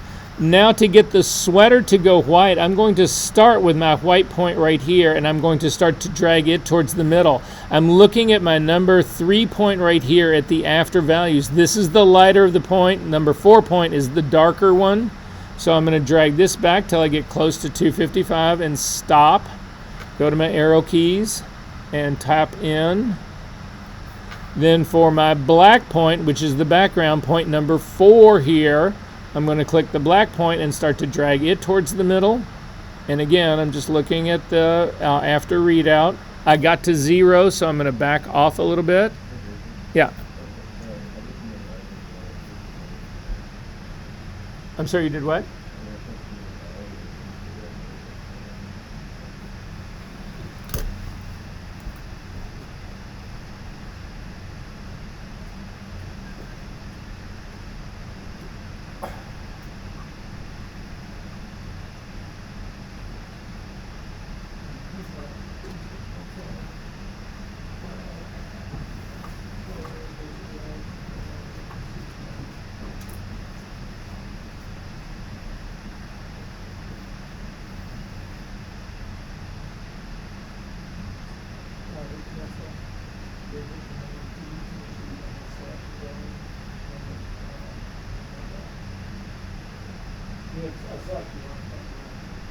Guys, this is a problem that we run into a lot, is either things don't work the way you think they should, like in Max's case, he was not getting any histogram at all, whatever. A lot of times if you've got a selection active, it will only look at the selection, it won't look at the whole image. And that's what Max's problem was. Command D solved that problem. Okay, so I'm almost there. I'm at a 6 for my black point, so I'm going to go to my arrow keys, tap it in. I just got there, but look again, go back to your white point. In my case, it dropped down to a 254. I need to actually change that to a 255. So back to my arrow keys to actually get that. So now I've got both of these, but again, before you say okay, use your preview check mark to turn this on and off and see, are you indeed getting what you want? If you look at this, you can see that the edge of this is like really fuzzy, and that is exactly what we want because this sweater is fuzzy. If you actually used the pen tool to make the selection of the top of this, it would not look like the real sweater. It would not have this fuzziness. This fuzziness I want to keep. I don't want to lose that. That's actually the whole quality of this selection. This is one of the reasons that you do luminosity selections, is to be able to maintain that. Does that make sense, everyone, what we're talking about here? So, yes. Would it not look like that if you would use the feathering before making the mask? Oh, well, again, yeah, I could, but then the feathering is universal. This is not. So the feathering would happen all completely. It just blurs it. This has actually got like strands of, of wool or whatever, of the yarn. This has actually got that kind of characteristic to it, which is a very different thing. Yes.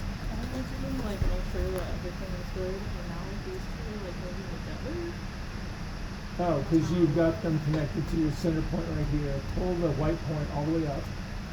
Good. Grab this gray one right next to it and drag it back until that number reaches 1. And then pull your white point back. You just got too close to the center point, which is a gamma control. We're not touching those. Is it working now? Okay, cool. All right, so when I look at this, I can see that there's a little contamination down here on the bottom that I want to get rid of, but for the most part, this is exactly what I'm looking for, so I'm going to go ahead and say okay to that.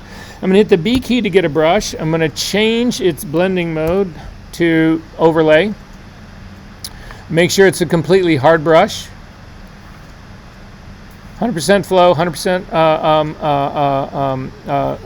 opacity, and I'm going to zoom into this area, and you can see there's a couple of little bits that are of darkness that are down on the sweater. They're not that soft edge that I'm looking for. For me, I've got these 2 or 3 spots, so I'm simply going to click and pull out. But the minute I clicked and pulled out, that dark spot got darker. So I hit Command Z to undo that, and then hit the X key to go to white as my foreground color. I just painted that thing with black. That's why it got darker. So I'm going to click on this now and pull it out and pull that one out. I'm going to zoom out a little bit and make sure there's a little bit of sort of like, there's a little contamination in the black that's on the outside. So I'm going to hit the X key to get to black, and I'm actually going to do the same thing on the outside. I'm staying away from that edge. I'm only pulling out all the stuff that's in the background. I'm going to take a look at the rest down the whole side of the sweater. Everything else on this sweater is actually fine. So I've got everything that I want in this edge. That's the only thing that I wanted. So now remember this. I'm going to load this as a selection. Where it is white, I will be able to paint. Where it is black, I will not be able to paint. And these areas of middle grays will allow a certain amount of paint, some amount of paint to go down. Not 100%. It won't protect it 100%. It won't lay it down 100%. It'll give you something in between. Does that make sense to everybody, what's going on? Okay, so I need to load this as a selection. Hover over the thumbnail, Command click, loads it as a selection, and then I'm going to go back to my blue background knockout and then say to yourself, what do I want the sweater to be here? This is the area that was white, so I'm going to be able to paint on that. I need this area to be black. I need the background to show and the sweater to be hidden. So again, the B key to get a brush. Make sure it is a normal brush now. The selection will control where this is. Make it a larger brush. And then I'm simply going to paint a solid line across the top. And you can see that it's giving me that beautiful hairy edge on here. Again, and better you can see now, I think, that this would not be the same as just feathering that selection. It's really got character to it, right? Okay, here's the problem though with that stroke that I just did. it's not completing this entire edge on the very top. Look what happens when I hit this a second time. Do not do this. If I hit this a second time, it hits that transparency a second time. That is over aggressive. I do not want that. The original selection was perfect to do this. So I'm going to go back in history 2 steps. I'm going to zoom out so that I can get the top edge of this brush in one single stroke. So again, I'm zooming out enough so that I can see the whole thing. Click and run your brush along the very top in one continuous complete stroke. You can come back, but you can't lift your cursor up. Remember, opacity only starts to build when you lift your cursor or your stylus up off of your tablet. As long as I keep going back and forth like this, as long as I've never picked it up, I will never add any more density to it. And then once you've done that, let go. Hit Command D to deselect. Hit the L key to get your lasso tool, and then simply drag in to grab the rest of the sweater that needs to be made to black. And then black is my foreground color. Option delete, Command D to deselect. Double click on the hand, and this is the mask that we have built for the background to show it. To see how well this works, come back over to your layers palette. Make a copy of New Version. So I've just selected NV. Command J will make a copy of it. Double click on the name, and actually we're going to call this blue background.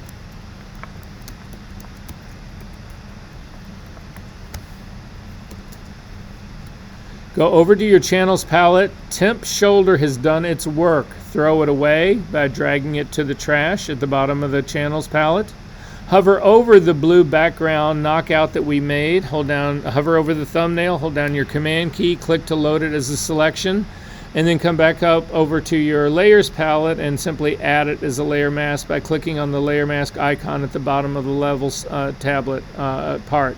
If you turn off both background and New Version and background, you can see that it actually has done a pretty good job. However, you can't really tell how good a job it's done. This is what I would suggest you doing too. This is again another way to check your masks, is that you need to invert this mask. So Command I, because what inverting will do is it'll show you areas that have been too aggressive. Did you chew up the hair on the side of this? No, I didn't. Did you leave really big chunks of blue background in here? No, I didn't. This is actually looking pretty good on this side. I'm going to take a look around on the other side. Did I get all of this over here? Yep, all of that part's actually working. All of that looks pretty good to me, so yeah. If there's what? There's a number of things. You could try and overlay brush on it again, so that might go after it. You may have to run levels again. You may have to start the whole process all over again, which I know you don't want to do. Let me see how bad what you think it is. I don't think it's that bad, but it's still like. No, don't worry about that. That's not okay. So this is a good time to take. I want to show you one other thing here really quickly, guys, and we'll take a break. This will only take me 3 minutes. So I'm going to put this on a white background. So I want everybody to do this. Turn off New Version, turn off background. I'm going to select just the eyeballs. I'm going to select background, and I'm going to add a blank layer in between, or a solid color in between. So I'm going to click, so I've got background selected. I'm going to click on the adjustment layer at the very bottom of my layers palette. That's a circle, half black and half white. You'll get your flyout menu. These are all the adjustment layers. You want to add a solid color to this. And then mine comes in as black. Usually it picks your foreground color, but if you hover over your background color with your cursor, you'll get a little eyedropper, which will allow you to quickly change yours and say okay to this. And so now you can really inspect and you can see what's going on here. And you can see that it did a really good job. I mean, there's a lot of texture in this hair, which is, I mean, it's really beautifully done. It's not too aggressive. The only problem that I've got in this is that it's blue. I mean, I can still see the blue. You can still see the blue in the hair, right? But again, I told you, this is the way it should be. There is transparency in hair. It's letting some of that blue background come through. But you say, well, this is unacceptable, and I would agree with you. This is unacceptable, so we need to actually fix this, to actually change it, to make this accessible to us. Now, we can do this because I have made a copy for my blue background. The figure that's in here, I can be destructive on it. because I've got the new version and I've got the original if I have to build it to begin with. It's all down below here and all nice and safe and protected. So I can be destructive on the layers that I'm doing right now. So this is the last thing I want you guys to do. So has everybody got this where you can actually see the hair? This is not what we were really looking for this background. Yeah.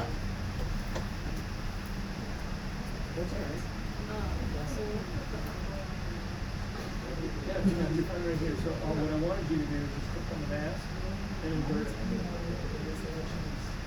Yeah. So guys, remember, this is just for the blue background, but I'm going to show you how to remove spill right now so that we can make sure we do it. So, but what I want to do first is I want to make a snapshot in history of what this looks like right now, because I want to go back to this. So I'm going to invert my mask one more time. So go up to the very top, invert your mask, Command I, so that you see the blue background. And we want to do what our image looks like at this point right here. So to do that, come over to your history palette, and at the very bottom of your history palette, there's a thing that looks like a little camera. You want to click on that. If you didn't get this new snapshot dialog box open up when you did that, let me know. Okay. Don't worry, I got to tell everybody else how to do it right. So we've set all of this shit back to day 1, class 1 in this class. We're on class number 5 right now. You guys, all the shit that I've told you in this matters, so you might need to revisit that part. But for the time being, in your history palette, if you look across to the right-hand side, they call it a hamburger. I know we've talked about this before. I don't think this is a hamburger, but anyway, whatever that little icon is onto the right side of the history palette, click on that. It'll give you your history options, and come down and say history options. And when this opens up, you want to make sure automatically create first snapshot is on by default. However, automatically create new snapshot when saving, you need to check. And also show new snapshot dialog by default also should be checked. Then say OK, then click on the camera. And in this, I'm just going to leave it called snapshot number 1. Or no, I'll call this pre-spill. Pre-spill removal. And say what? Yeah. Okay, there you go. Stack of pancakes right across the side. Anyway, so this is a quick way for me to get back to this. If you scroll up to the very top of your history palette, you should have now 3 history states that are sitting up at the top. You should have the original one that opened. It should say, it's a little icon of Sunny, and it should say Sunny at the copyright. That's you opening your image, and the reason it's named is because it's just the name of the file. Then you should have another state in here that has been time stamped, because when we did the first save, it actually creates these history states now with a timestamp of them. These are incredibly important. If you didn't have the dialog box, the options in history set up like we just set them up, you won't have this, but you will the next time you save the work. And then finally, we've got the one that we just made right here, spill removal. So this allows me to go back in time. So we have our 50 history states. So all the states that are sitting underneath this, all the steps that we've taken in here, I've got 50 of them that are running. When I do the 51st one, I lose the first one, the oldest one. So every time I go beyond 50, or when I hit 50, every new one I add, I have to lose one that on the earlier side of it all. However, if you've got these history states that are time-stamped, you can actually go back. And so the reason these become important is, let's say you spend an 8-hour retouching session and you've done one of these every 15, 20 minutes, you've done a save. These are unlimited. The number of history snapshots up at the top that are time-stamped are unlimited. So in theory, if you were to save your file every 50 changes of your file, you would have a complete history. You would never lose anything. This history, though, goes away when you save your file and close it up. But as long as you keep it open, this will be here. All right. So now I'm going to invert my blue background again, my blue background mask, Command I to, sorry. So as long as your file is open, the snapshots will stay there forever. But when you close your file, you lose all of history, including the snapshots. Okay, so again, over to the layer mask for this blue background, Command I to actually shift it so you can now see the spill that I've got on here. Hit your B key to get a brush, change the blending mode of your brush from normal down to color, and you'll notice I can't pick color. Why?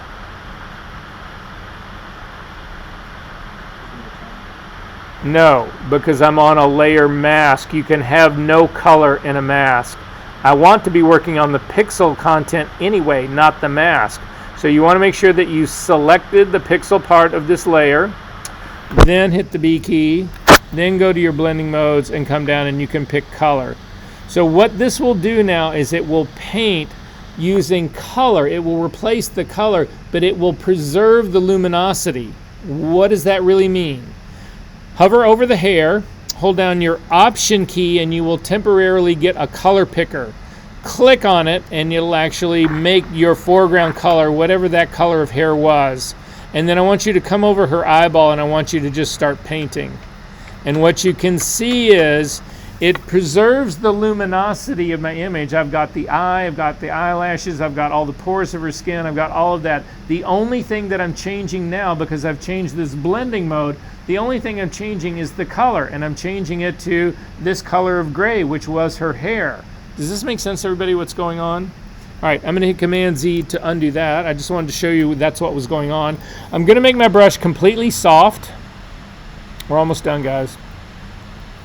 And then again, working on my pasteboard, I'm going to make my brush very large, because what I want to do is I want to feather this color in, and you want to work from the outside coming in. You do not want to change any color that does not need to be changed. So all of the hair that's on the inside right here, it's all perfect color. Do not paint this. Do not change this. It will be obvious that that's what you've done. But the stuff on the outside that's this blue spill, again, you're working from the outside in so that you minimize any of the hair that doesn't need to be changed, and simply paint through this and you can remove all of the spill. When you get down to the area that's by her fingers, you need to go to a completely hard brush, because otherwise you'll spray this out onto her fingers. Zoom in, make your brush smaller, and then you can paint all the spill out right there. Make it even smaller still, and you can get rid of all the spill that's in between her fingers and her cheek. And then finally, zip over to the other side. This is what started it all. It's your fault, Barb.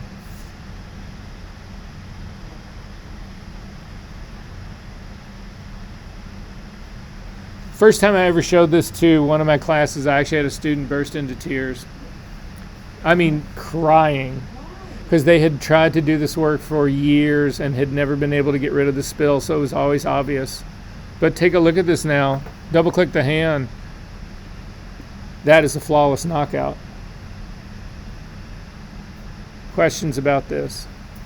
Okay, but in our case, we want to go back up to the history state where it was pre-spill removal, and simply click on that state.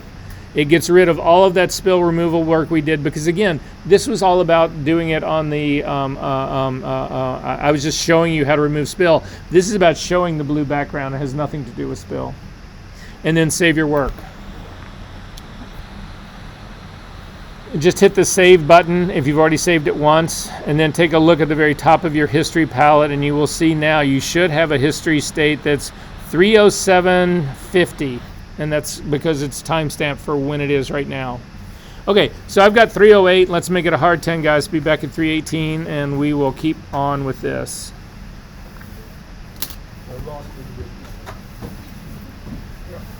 After like Okay, so I just wanted to show everybody really quickly. Again, I went back into my spill removal part where, remember I told you this was destructive. You don't need to do this, just look up at my screen really quickly.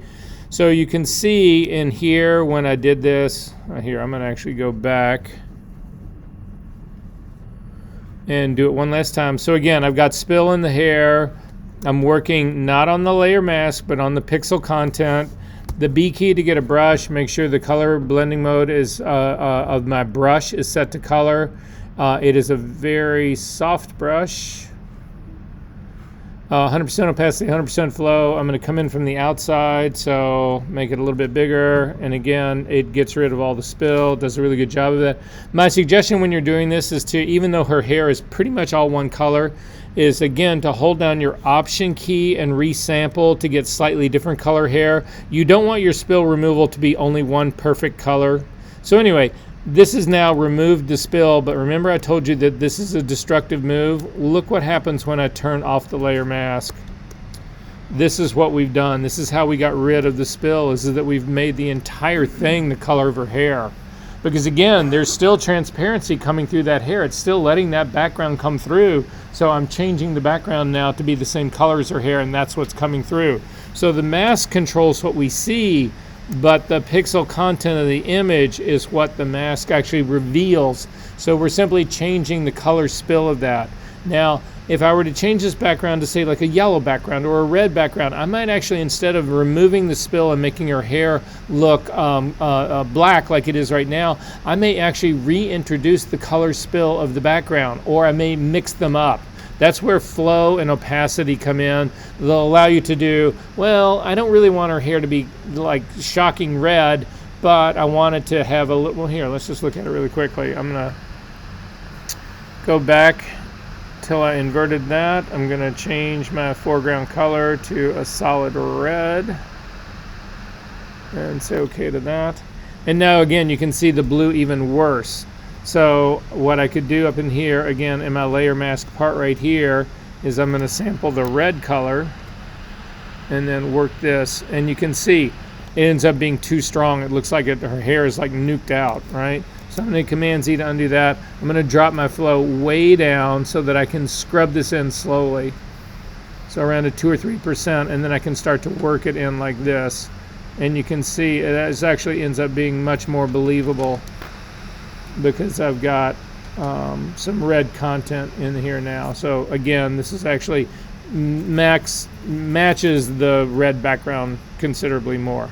But nonetheless, I'm going to go back to what my image looked like when I saved it last. So this is where we're at, and we're moving on to the next element.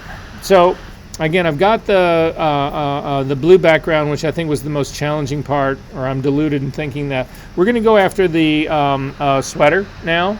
So I'm going to turn on my new version again. I'm going to make another copy of it, Command J, and simply drag my new version up on top.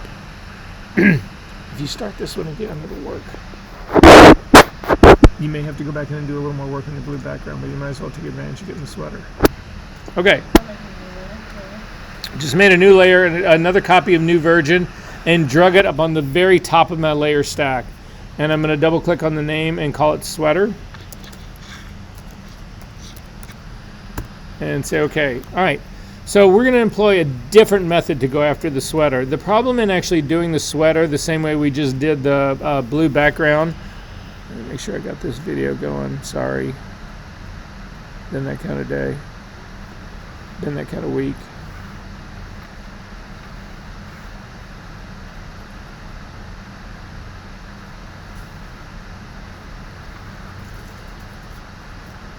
Yeah, okay.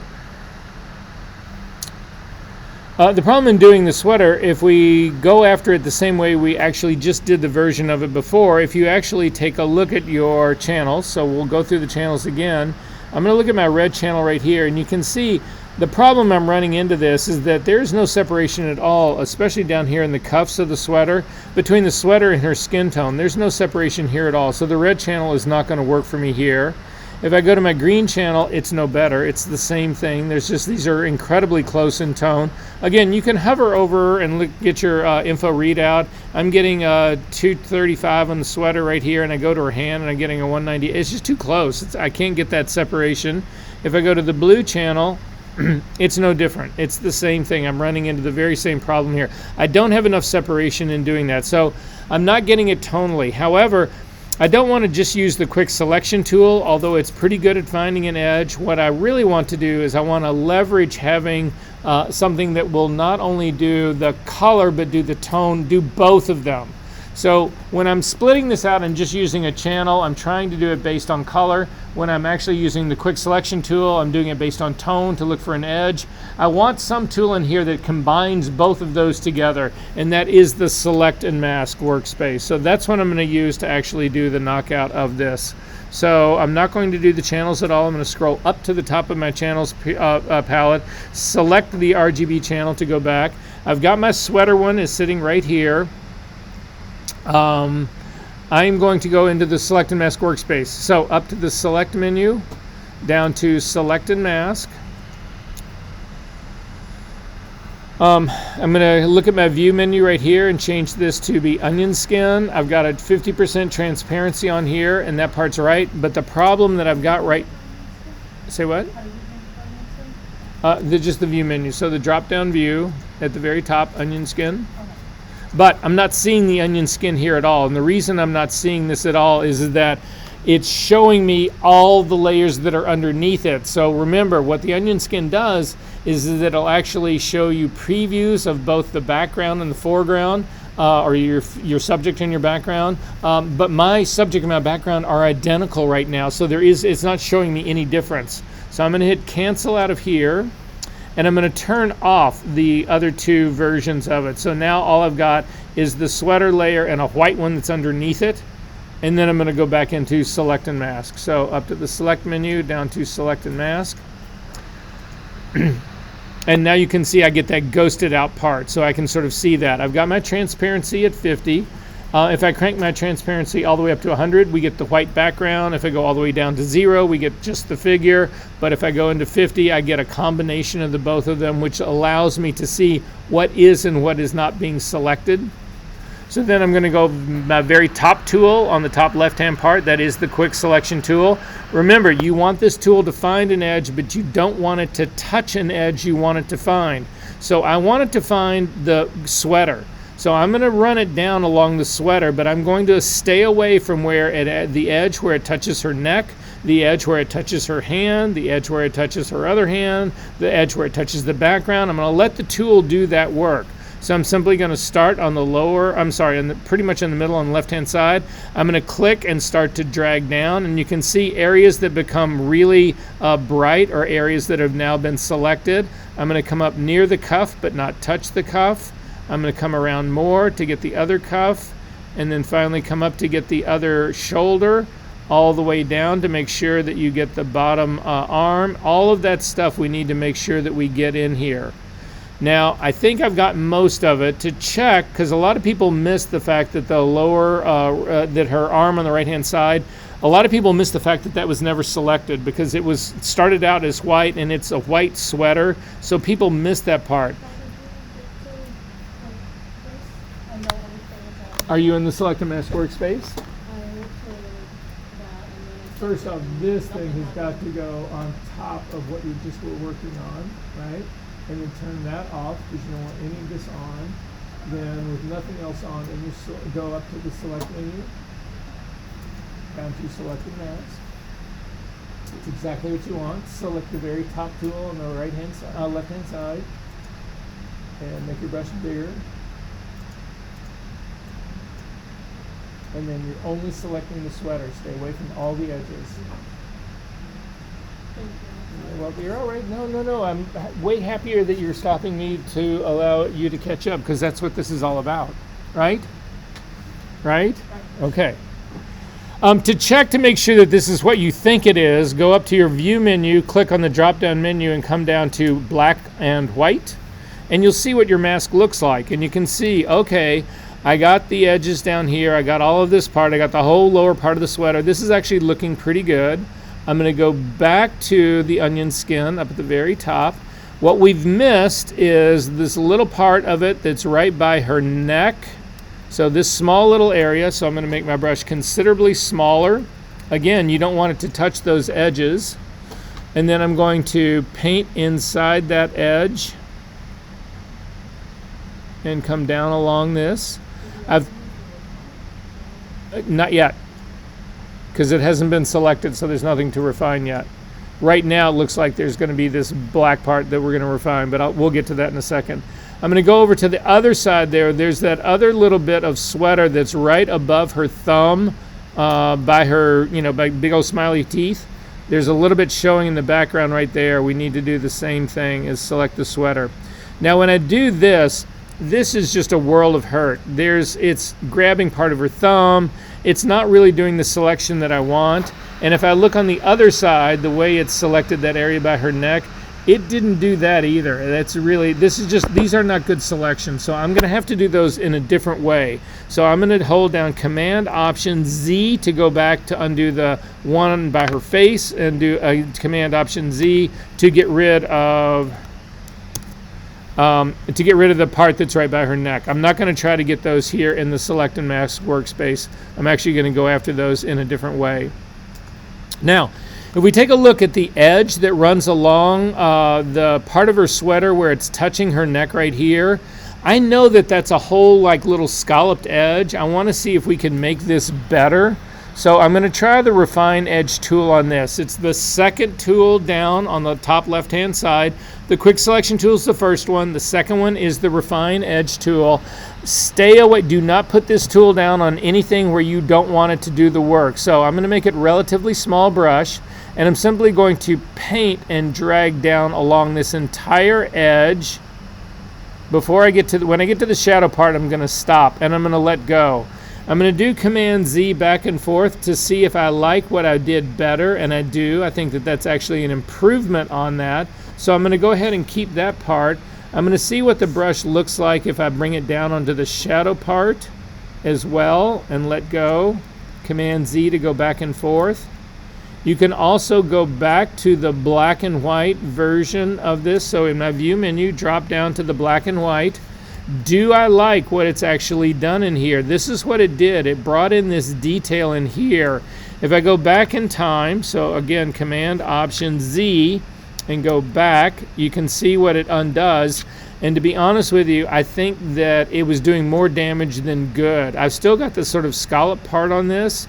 I don't have all that contamination that's coming in on the sweater part. So I'm going to undo all of that refined brush work and say, no, I don't want that part over here. I want to take a look around as long as I'm in here. There's a little problem that I've got right here for the hand where it's actually picking up part of that. I'm going to hit that with an overlay brush once I get back into Photoshop. I do have a pretty nice selection of the fuzziness of the cuff, which I want to keep.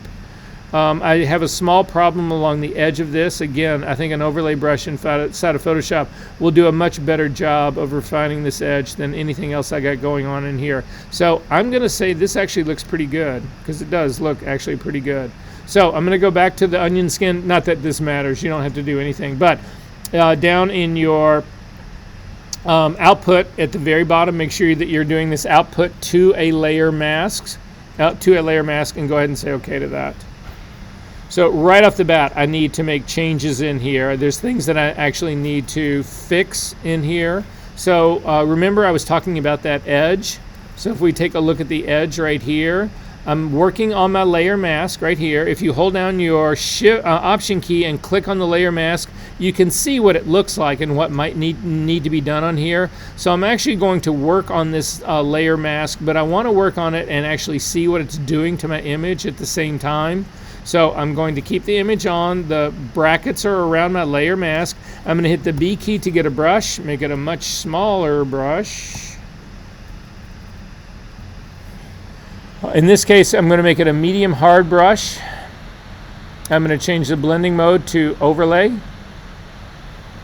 And then in your mind, you need to keep in your head what's really going on in here. So that the edge, it's that same edge that's running down along where the sweater's actually meeting her skin. And that edge, if we take a look at the layer mask, I'm going to, again, hold down the Option key to look at it. You can see that there's areas of gray in here that I actually think want to be harder. I want this to be actually stronger, more white, for lack of a better way of putting it. So again, I'm going to go back to the whole image so I can see the whole image.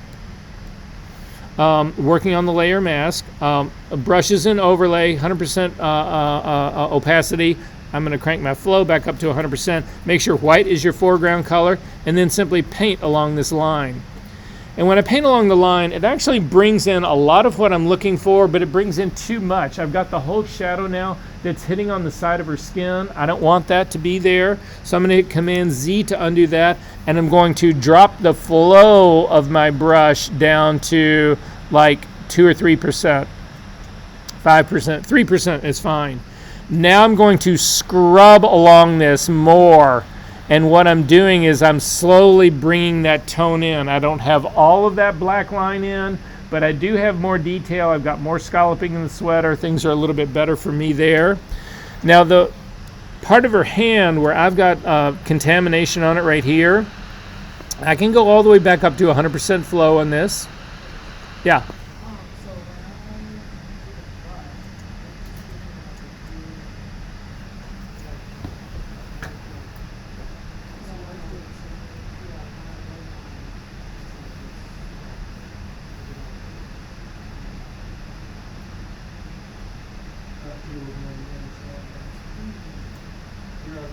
You're on the image, not the mask.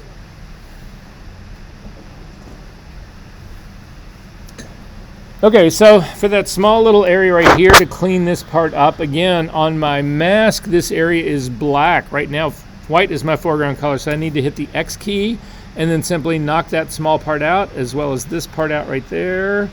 That part's all good. I'm taking a look at the rest of this. Everybody else looks pretty good in here.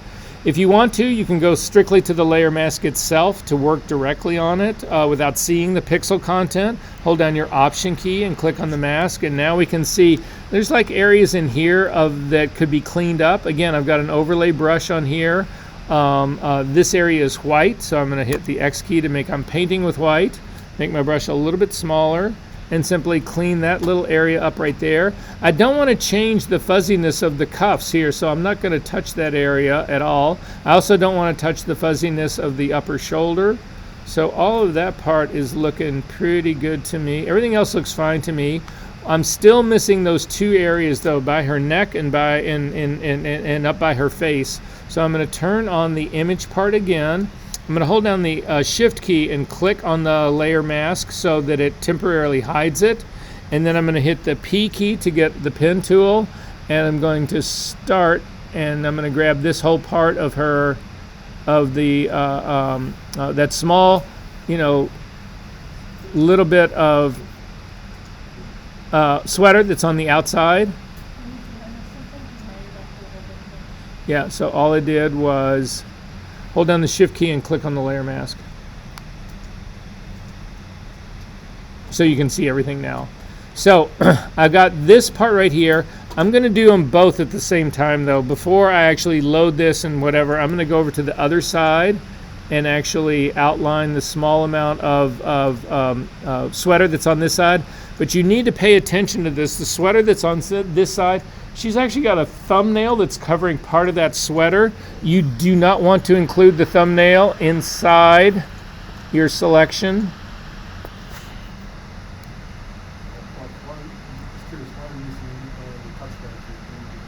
Oh, because I'm lazy and I've actually already started doing pen work, but I told you, you hate your life doing pen work tool with a pad. I'm getting ready to hate mine right now.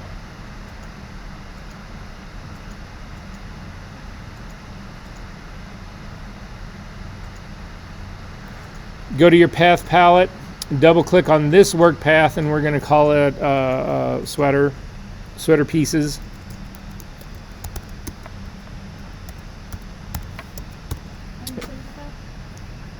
Just double click on it. When it says work path, double click on it, or go to the drop down menu and do save path. It'll do the same thing.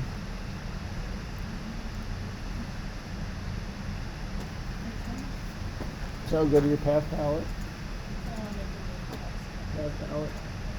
Double click on that. Call it sweater pieces. That's what I called mine. All right, so I'm going to load path pieces. Command click loads them all as a selection up to the select menu, down to modify, down to feather. We still have that 0.3 pixels in there. I'm going to leave that in there, and then I'm going to simply back out. And then you don't have a selection going. Have you command clicked on that? Not on this, on the thumbnail. Now you've got that, now you'll have it. And it's feather. Yes. All right, so I'm back onto my layers palette. I need to then turn on a third of a pixel, 0.3. I'm back onto my sweater layer. I'm going to click again on the layer mask to, because I want to work on the layer mask, but also to get rid of the red X so that I can actually do this. So remember, this part, you want this area to show the sweater. That means I need to, even though it looks like this area is all on white, it's just showing a white background. There's nothing there. I need to fill this with white. So working on the layer mask, white is my foreground color. Option delete brings it back in. Command D to deselect. This is now my sweater selection. Well, again, depends. What color is your foreground color? White. So that would be option delete. So what? Yeah, no, but you're still on this part of your layer mask, right? You're on that, on the layer mask. So again, you've got those selections. So on this layer mask, you want those areas to be white. If white is your foreground color, your background color is your foreground color is black. You need it to be white. So hit the X key and they will flip. And now Option Delete will fill those areas with white on your layer mask. Boom. Sure. Yeah.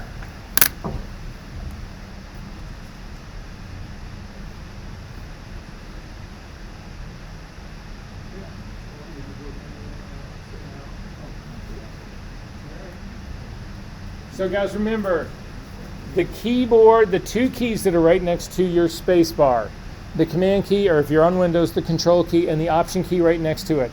Those represent foreground and background colors, no matter what they are, but the command key, the one that's to the right, will always be the background color. The option key or the control key will always be the option key in Windows will also always be the foreground color. Those are oriented the same way they are on your keyboard. So no matter what your keyboard, no matter what your foreground and background colors are, Photoshop doesn't care. It's always going to be that keyboard shortcut will fill foreground color, background color. Okay, this would be a great time to save your image again, Command S. If you then take a look at the top of your history palette, scroll up to the very top, you'll see that you've got yet again another timestamp, 3 minutes, 45 seconds, and 3 hours. Well, it's 3:43 and a bunch of seconds. That's what time it is when we actually made this. These things are invaluable because you will find that all of a sudden you fucked something up really badly in your image. You moved something and it's no longer in register. You did a transform that was a mistake and you can't recover from it. So now you've got one head that's smaller or bigger than the other head, or things are just not working. I mean, all of it can just be an absolute mess. This thing can save you hours and hours of work. So you simply start going back in your history states at the top here at your saves to find out, to get back behind the problem that you created. Does that make sense? All right. So now we've got the sweater and we've got the blue background. So the next thing that we're going to go after, again, I'm going to come over to my layers palette. I'm going to make another new version, Command J. So I've just selected new version, Command J. I'm going to drag it all the way up to the top. I'm going to turn off the sweater version. I'm going to turn on the new version copy that I just made. And we're going to call this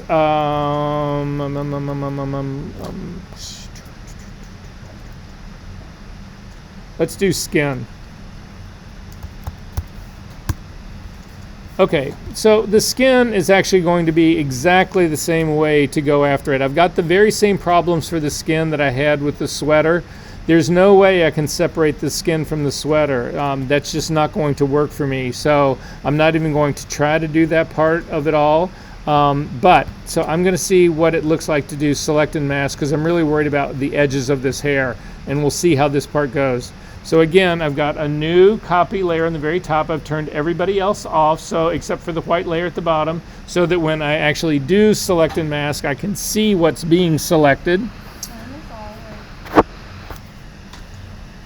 You don't have anything showing. Turn one of the eyeballs on. Okay, so skin at the very top, up to the select menu, down to select and mask. It goes back into it. I'm going to make my brush a little bit larger. Again, it's the top brush, the quick selection tool, still a little bit larger.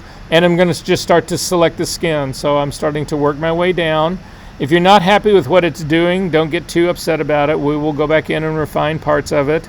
So in my case, it came over and it selected all the hair on the left-hand side. That's all right. I'm going to go ahead and continue to work just to come down. And see if it'll select just the hand. It actually is selecting more parts of the hand than I would like, parts of the background, which I don't want to actually have selected, but this part's actually working pretty good to begin with. I need to get rid of all the hair that's being selected on the left-hand side, so hold down the Option key. That will give you the little minus in the middle of it. I'm making my brush a little bit larger. And again, I'm going to select the very top and then run my way down along the other edge. Do not touch the edge that you want it to find. You can get close, but don't touch that edge, and then work my way down. And then use it to get rid of all the blue background, still holding down the Option key, and that gets rid of all of that. Make my brush considerably smaller to go after the area that's in between her fingers that is background and hair on the other side. So again, I'm holding down my Option key to get the negative tool and see if that won't go through and pick all of that. And then also the same area right underneath it that's got the sweater, and yeah, we'll see how that part goes. So taking a look, the bottom of her wrists are pretty good in here. The hair part is pretty good. Oh, I've got a small area that's missing of the hair right up here, so I'm going to go ahead and hit that. That's actually Command Z to undo that. Do that with the Option key to get rid of that part. So I'm feeling pretty good about this part right now. Again, to take a look at it and see what it's going to look like as a mask, go up to your View menu, click on the drop down for the View menu, and go to Black and White. And you can zoom back out to take a look at this. There's a couple of problems in here, but nothing that I don't think I can't fix into Photoshop. So at least it's giving me a beginning part of this. I'm going to go back to the onion skin. And then I'm going to see if I can't make a better selection of this using the Refine Selection tool. So I'm going to click on the Refine Edge tool, the second tool down underneath on the top left-hand side. I'm going to make my brush a little bit larger. And again, what I'm really looking for it to do is give me a better edge where the hair is meeting the skin. So I'm simply going to click on the top and work my way down and just sort of see what it begins to do. I'm going to come down about halfway. I'm going to come down till I get to right where her fingers are, and I'm going to let go. And then I'm going to do Command Z back and forth to see if I think what I did is better. And I do think that that's considerably better. Again, there's still some refining that could be done down there, but I think that part's better. It is missing part right that's by her thumb, by her finger back to the back of her neck. I'm going to run the Refine tool along that, but that didn't help me out at all, so I'm going to hit Command Z to undo that. I can fix that part later. And then I don't really like what's going on underneath her fingers and that kind of stuff, so I'm not going to worry about that. I'm just going to fix that later when I get out into Photoshop. So this seems to be a good beginning for me to just build the mask. So that's what I'm going to do with this. So I'm going to go ahead and say OK to this. Again, make sure that you're doing it as a layer mask. Mine is. And so it's hiding the hair right here, and this part's actually working for me. I'm going to hold down the Option key and take a look at the layer mask. And you can see that the stuff that's on the right-hand side of the hair, it's actually not too bad. It's not gray, but it's not too bad. The area that's between her fingers is horrible. I'm going to actually go in and fix that part. And the area that's on the other side of her face is actually not too bad. So I'm thinking, you know, this isn't the worst possible thing that I could do. I do need to fix the fingers, so I'm going to go into the areas that are right by her fingers. I can't really see the damage that's been done down here, so I'm going to hold down the Shift key and click on my layer mask to get rid of it. And then just really quickly, I'm going to pen outline all of this stuff. So I'm going to hit the P key to get the pen tool, and I'm simply going to go through these parts to get this selected. So again, what I'm selecting is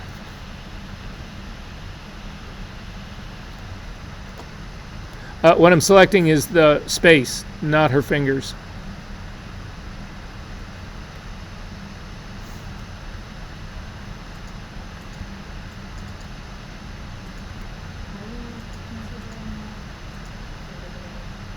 hold down the shift key and click on it.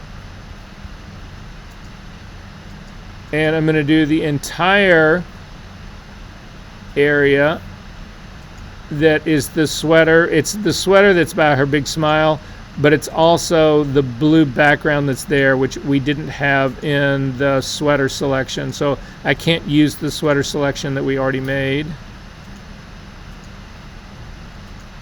So both of those are now created.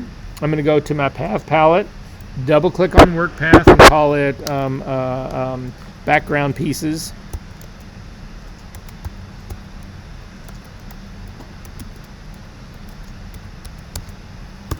And say okay. I'm going to load this as a selection, command click. I'm going to feather it as well, up to the select menu, down to modify, down to feather, 0.3 pixels, say okay to that. Then I'm going to go back and turn on my layer mask. So again, simply click on it, it gets rid of the X. So now remember, the areas that we're looking at now, I want those areas to be hidden. Those are background, that's not skin.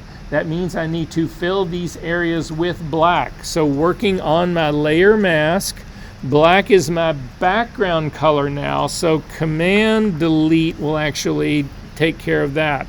And you can see all of this area has now been cleaned up. Command D to deselect. Yes. I'm sorry, what? Yeah. Load the selection, command click. No, on the it's on the path. Go to your path palette. You've made those. You've made the path. Go to your path palette. Hover over the thumbnail of the path. Hold down the command key and click. That loads it as a selection. Then up to the select menu. Down to modify. Over to feather. And a 3 pixel feather. And then come back to your layer palette. Onto the mask that's actually showing the skin or hiding the skin, as it were.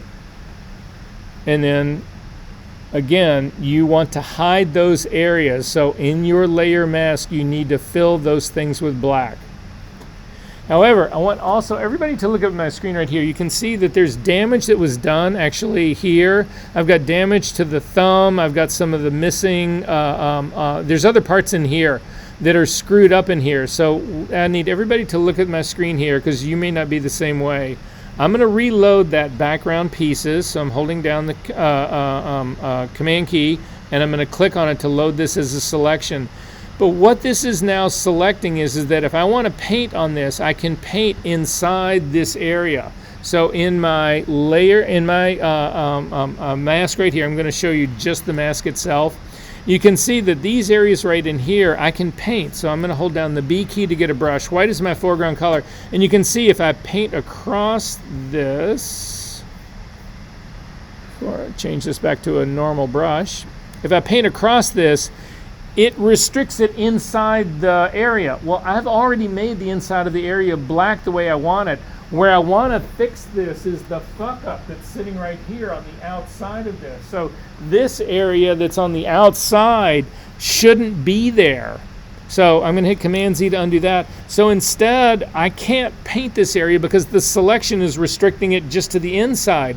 But if I invert my selection, so I go up to the select menu down to inverse, it's now everything on the outside. So again, with this brush, I can now, if I try to paint on the inside, nothing happens. But if I paint on the outside, I can clean up all of those edges. And that's exactly what I'm going to do, is now I'm cleaning up. So I filled the inside, I inverted the selection to clean up the outside. To show you what this really looks like, watch what happens. I'm going to do it so you can actually see the image. See, you're missing all the thumbnail there. You're missing a good part of the thumb. But again, I'm going to be working on my layer mask. White is my foreground color. I want this part to show. Look at how much it cleans that up. I get the thumbnail back. I get that part of the mask back.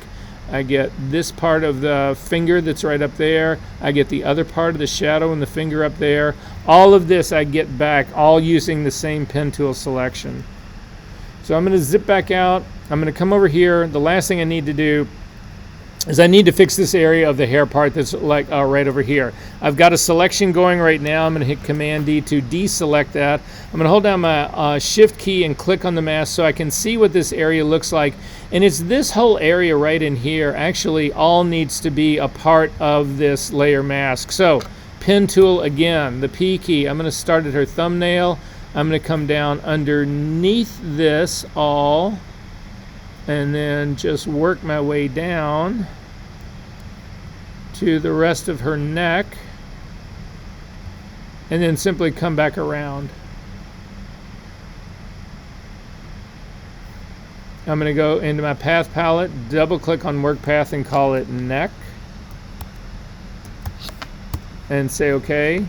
Command click to load this as a selection. It's the same thing we've been doing all over and over and over again.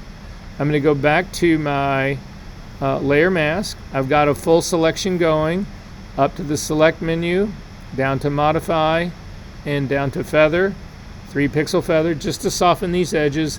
Again, this area of my mask needs to be showing this image, because what I'm doing is I'm missing all of this.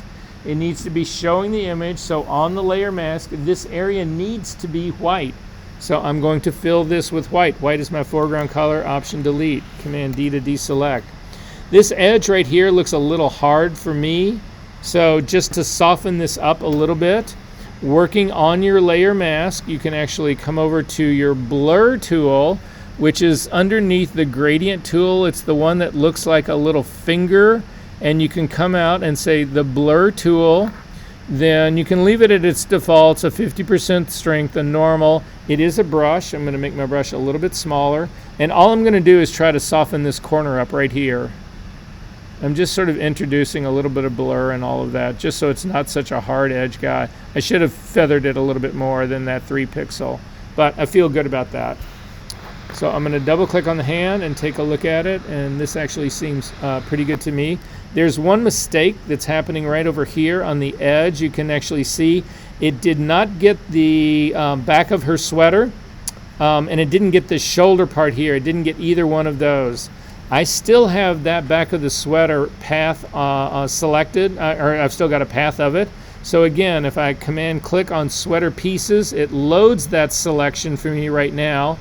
Again, on my layer mask, I need this area to be hidden because this is not skin. So I'm going to hit the B key to get a brush, the X key to make black my foreground color, 100% opacity, 100% flow, normal blending mode. And I'm just going to paint through that. Command D to deselect, and then finally I'm just going to paint out that edge. Okay. Yep.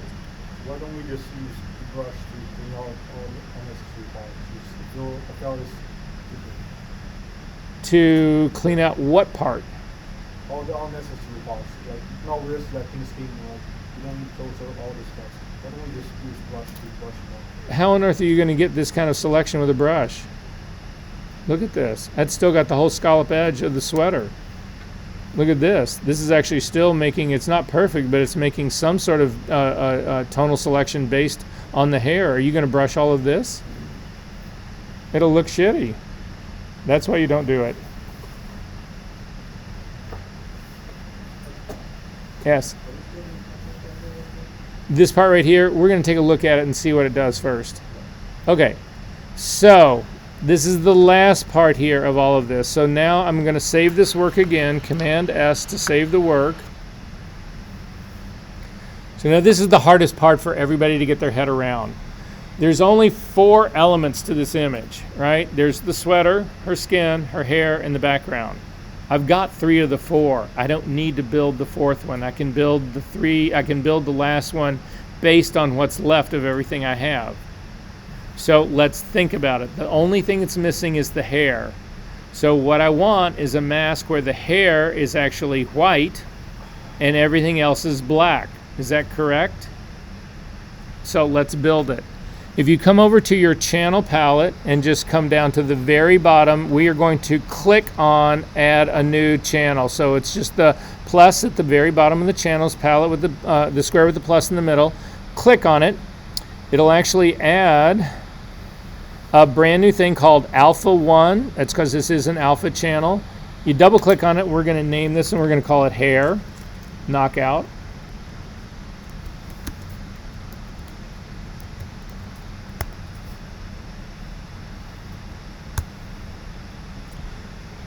So again, what I want here is I want this to actually show the hair. So the hair needs to be white. Everything else needs to be black.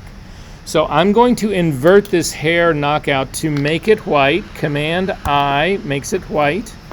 And then I'm going to start with my blue background, and I'm going to hover over the blue background channel, the knockout blue background. I'm going to hold down the command key and click. That loads it as a selection. I'm going to come back to my hair knockout, and again, this is the blue part. I want this to be hidden. So to hide this for my layer mask on this part, I need to fill it with black. Black is my foreground color, so Option Delete. Command D deselects it. Now if I use this mask, it will hide just the blue background. All of the skin will still show, all of the hair will still show, and all the sweater will show. I just need to do this same trick for everybody else. So I'm going to scroll up to my sweater knockout, and I don't see my sweater knockout here. How do I get my sweater knockout as a part of my image? I've got to turn the layer on. And I've got to select it. Remember, I've only made a layer mask of this. I never saved this over. If you want to save your layer mask, your sweater as a channel, hover over it, command click to load that as a selection, and simply come up to your select menu down to save selection and call it sweater. We've done this 1,000 times in this class, guys. I've still got the sweater as an active selection, so I'm going to go back down to my hair knockout, and I'm going to fill this with black. So again, black is my foreground color, Option Delete, Command D to deselect. So now this mask will hide the sweater, it will hide the blue background, but I also need it to hide the skin. So again, I'm looking along my channels right here. I don't see a skin knockout. I don't see a skin channel. It's because I haven't saved one. So I'm going to go to my skin channel. If you get this red line like this that you're seeing, it just means that you've got your eyeball on some channel that's not a printing channel, or that's not an RGB channel. And it was the hair knockout one. It was actually had the visibility on it. So I'm simply going to come over here. I'm going to command click to load the skin as a selection, up to the select menu, down to save selection, and call it skin, and say OK. I've still got this as an active selection, so I'm going to go back to my hair knockout, this version right here, and again, the skin is selected. I want this to actually not show on my hair channel. So with this, I'm simply going to fill this with black. Black is my foreground color, Option Delete, Command D to deselect. Now you'll see here a couple of lines that run along here. This is what we call dovetailing. So if you take a look at this, it's where actually intersections of these meet, and this is because you have transparency on those edges.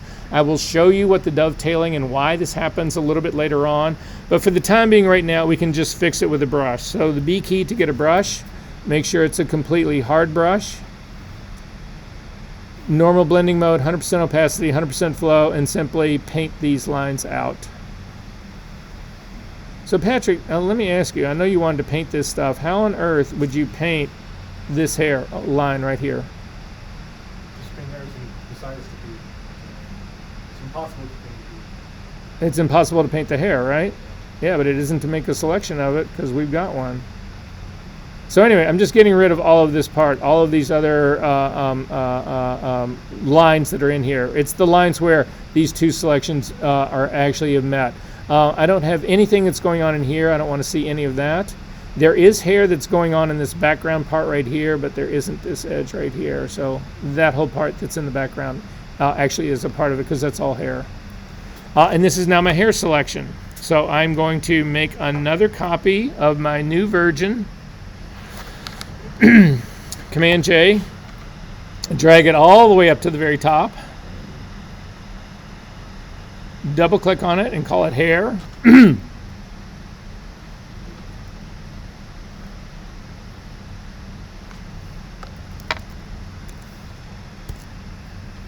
and then again turn its eyeball on so I can see it. Come over to my last hair knockout, hover over the thumbnail, hold down the command key, click to load it as a selection, and then add it as a layer mask. Now, to see how we ultimately did in all of this, turn off any of the new versions, turn on only the bits and pieces that we had in here.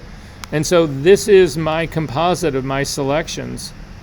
So you can see things are still a little bit janky on this edge here, but not the end of the world. It's pretty good on the rounded edges that's actually come around here. I've got some dovetailing that's happening in here. But for all intents and purposes, this is actually a pretty remarkable set of selections and a rebuild in here. So the goal in all of this was never to actually have this torn apart so that I could just put it back together. The goal in this is to actually be able to separate parts so that we can do something with it, right?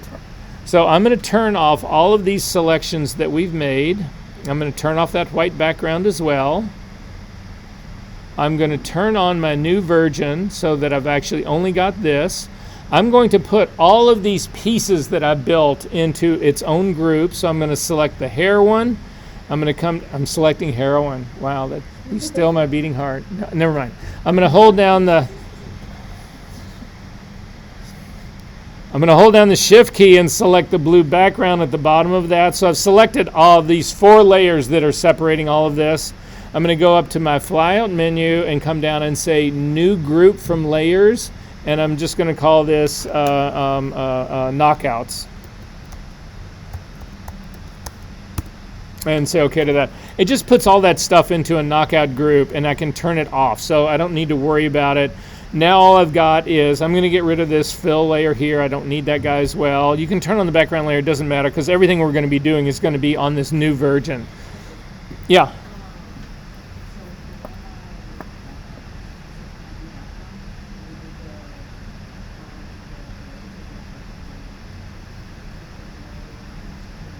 Yeah.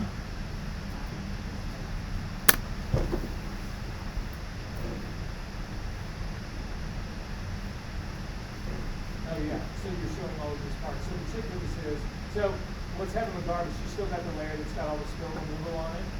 So we need to figure out which one of these is this one over here. This one. It's the blue that makes this spot one down here, right? So we make a new copy of the first. Drag the mask from this here. Down.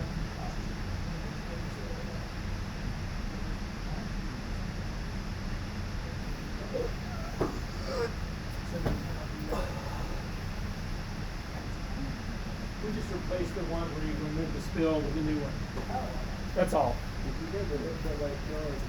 Yeah, I just got rid of the white fill. We don't need it. But this is what I want to do. So this is what I wanted to show you guys now. So we're going to then colorize this image. So the first thing we're going to colorize is the sweater. So I want everybody to come over to your history channel. I'm sorry, not your history, your channels palette. I'm going to make mine a little bit taller. If you want, sorry. All the info readouts that we've got on here, we don't need those anymore. Select your color sampler tool and click clear all at the very top in the options part. It gets rid of it, but it gives us more room now for us to be able to actually come down and drag the channels palette up a little bit so that I can see it. I want a little bit more room in here.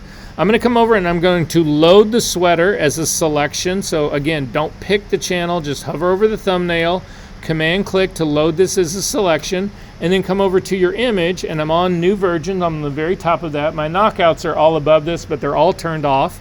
I'm going to simply add a hue saturation layer on top of this. So a hue saturation layer. With a selection made, your hue saturation layer actually, with a selection made, gets it as a layer mask. So this thing has now been masked. It's only showing, this hue saturation layer is only going to affect the sweater. And then come up to hue at the very top, and let's just change this to, I don't know, a green sweater. Well, that works. Oh, well, first of all, that's just electric. It's a little too, It's a little too in my face, right? Grab the saturation slider of this and just pull it down a little bit. So you can sort of dull it out a little bit. Say what? Yeah. So first, load the selection of the sweater. So hover over the channel that says sweater. Hold down the command key. Click to load it as a selection. Then add your hue saturation adjustment layer. And it puts it on as a layer mask. So it's a pre-mask for it. And then I'm just going to grab the hue slider at the very top and pick a different color. I picked green, but you could actually pick, oh, I know, I want baby blue. Oh, okay, let's pick baby blue. That's still too saturated, so I'm gonna just drop the saturation down a little bit. But I wanna pick some color other than the background, so let's make it red. Okay, fine. This is why we've made all of these selections. What?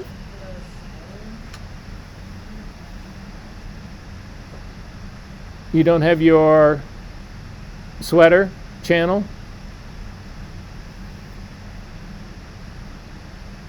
All right, so then you need to, if you don't have your sweater channel, it's because you didn't save one, simply open up your knockouts. Somewhere in here you've got your sweater mask, don't you? Command click on the sweater mask. It loads it as a selection. Go up to the select menu and down to save selection and call it sweater. And then you'll have it over here in your channels. I have made the hue saturation based off of that selection. Yeah. For some reason, it's not changing. Because you've still got shit on your top and your knockouts turned on. Oh. Now try it.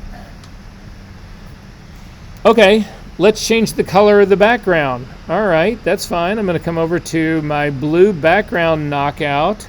Hold down the command key, click to load this as a selection, add another hue saturation layer on top of this, and then change the color of your background to, I don't know, let's make it, we're heading for a Caribbean theme. I can see it right now.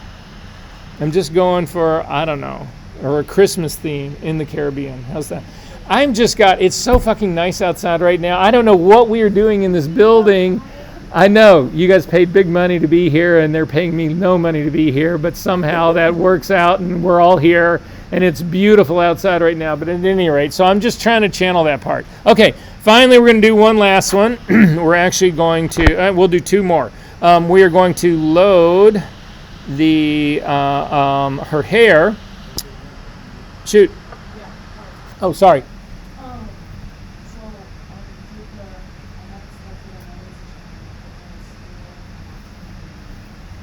Okay. Okay, so you got something up here.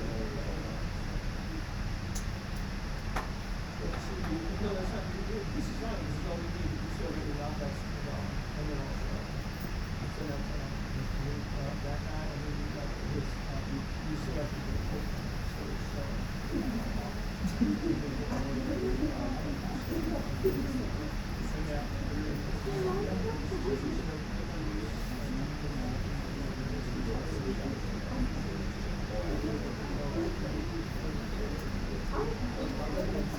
Wait, we're almost done. We're almost done. Hang still. Hang tight. I'm losing everybody here. I can tell.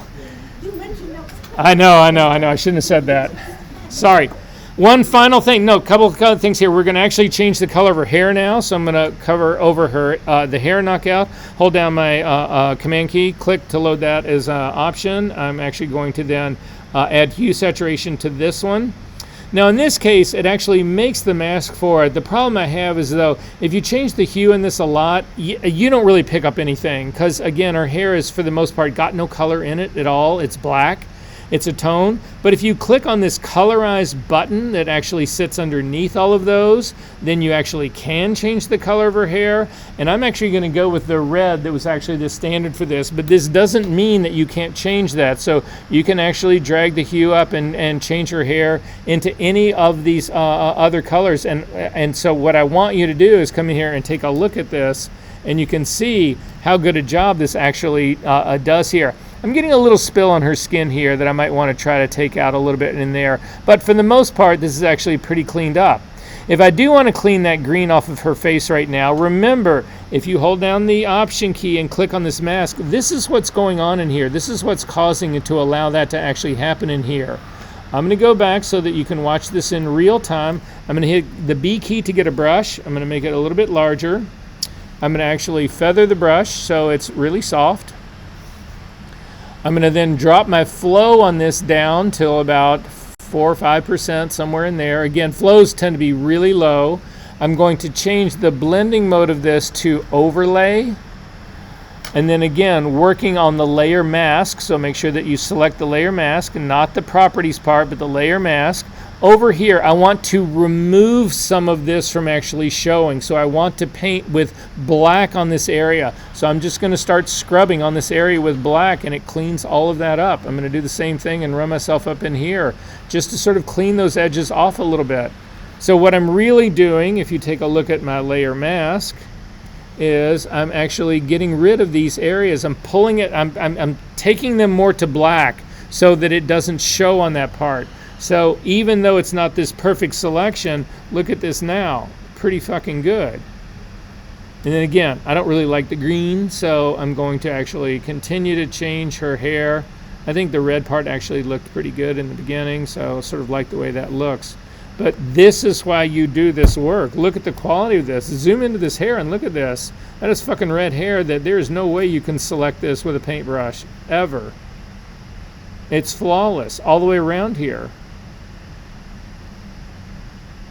Then the final thing, I'm going to do one last thing, and then we're actually done with this. And this is your homework. If you turn this in, you are good to go. I'm going to do one last thing on this. I'm going to load the skin as a selection. So option, click on the skin. And I'm going to add a hue saturation layer for that as well. And in this case, I'm just going to go all, you know, like Stephen Klein Vogue on it. I'm just going to drop the saturation of her skin, of her face.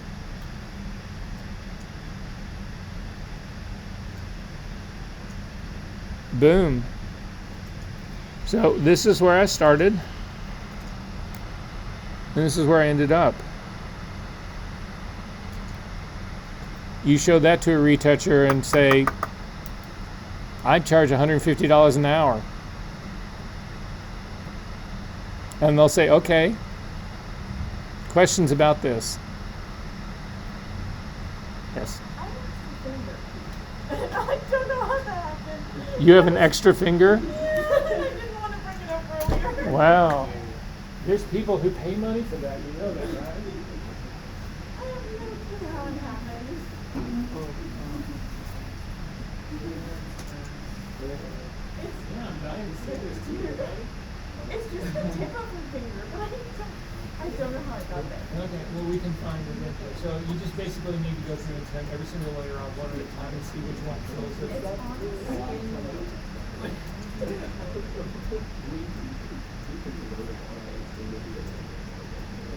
skin.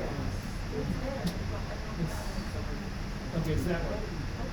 This one, right here, it's this one. Okay, so simply, the easiest way to fix this is that just hold on the option key and click on the mask itself. Something is showing over here, but it's also coming from somewhere else. So back to, you can click on the image itself so you see the whole thing. Back onto the layer mask is where we gotta get rid of that guy. Again, our brush. And regular, normal, simple, all that. Make it a medium soft brush. And you can get that. And then just very black and throw that color to the top there. Typically, I would probably do that just so you want a better edge on the front of that fingertip. You don't want to pencil all that hue. Understand exactly what's going on. Okay. Okay.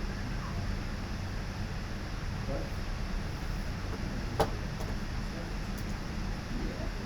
Yeah, so it's looking like you're going to be that you got a whole, it's the eyeball that's on the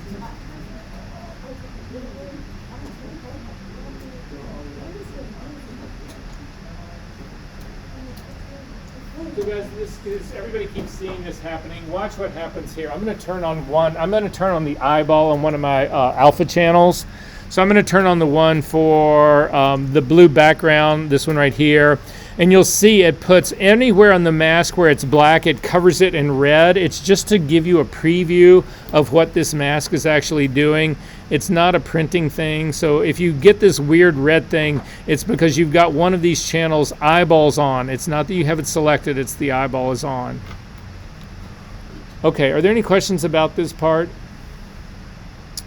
Okay, hit the F key to go to the black pasteboard, the F key one more time to get back to the 3 little stoplights. You need to save your work right now because that's going to be what you turn in for homework.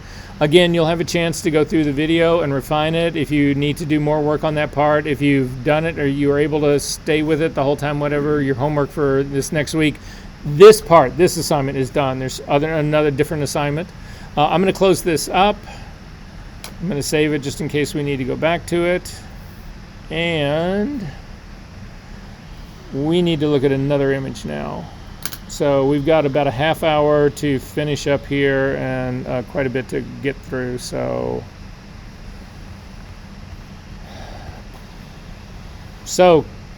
today in week 5 in your folder, you should have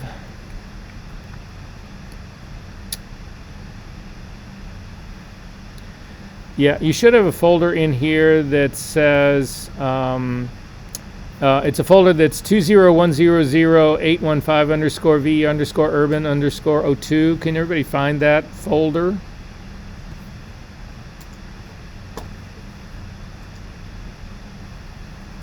Are we good? There's 2 raw files inside of there. There may be 2 XMP files in there as well. It doesn't matter. You can select, just make sure you select both of the CR2s and open them.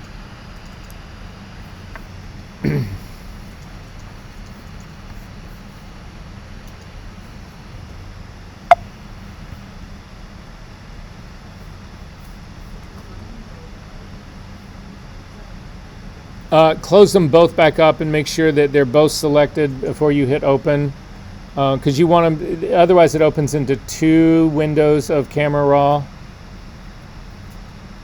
because you want them both like this. Did that work for you?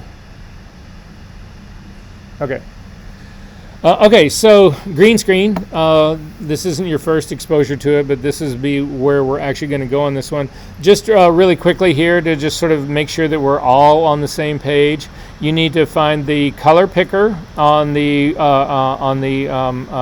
basics panel. So color panel. You want to open this up.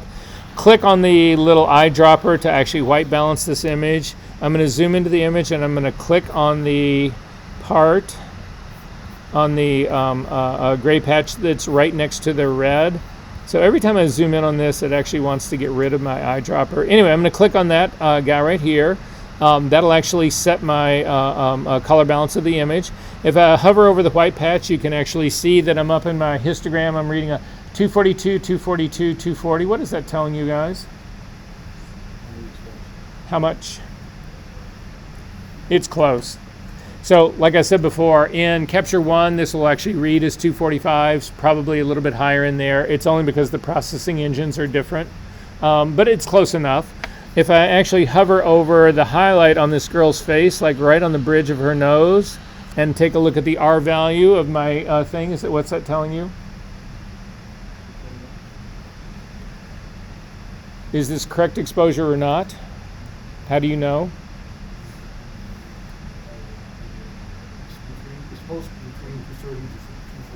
No, it's supposed to be between 225 and 245. The highlight on Caucasian skin, R channel alone. It's just a quick exposure check. So when you're shooting tethered, it's just a quick thing to zoom in and check on this. If you're not shooting somebody who's actually got Caucasian skin, there's nothing to stop you. If there's anybody around who's Caucasian, throw them in your shot so that you can get a highlight on that skin tone. It'll give you a check. So it's just something, it's just another fallback in addition to the white card. Anyway, so this is correct for me. Again, if I take a look at what I consider to be shadow detail, I'm going to look at the area that's probably, well, it's got to be all of these highlight-y things, whatever that are on her, the sparkles that are actually on her dress. I'm getting mid-30s in that. I'm good there. That's actually got detail. I'm actually in the darker area right in here. I'm actually getting mid-20s in that, which tells me this thing is perfectly exposed. This is ready to go. So I don't want to work on the card that's got the image that's got the color card in it. So I'm going to go to my thumbnail at the top left-hand corner, right-hand corner of my thumbnail. If you hover over that area, it'll give you 3 little dots. Click on those 3 little dots and do a select all. That's now selected the other image as well. And then go back to that same 3 little dots on the original image. It's got the card in it. Click on the drop-down menu and do sync settings. And then you can just leave it at its default. The only thing we're syncing is the color temperature, is the white balance. So then click on the other image, the one that does not have the color card in it, and this is the one we're going to work on. So click on Open Object.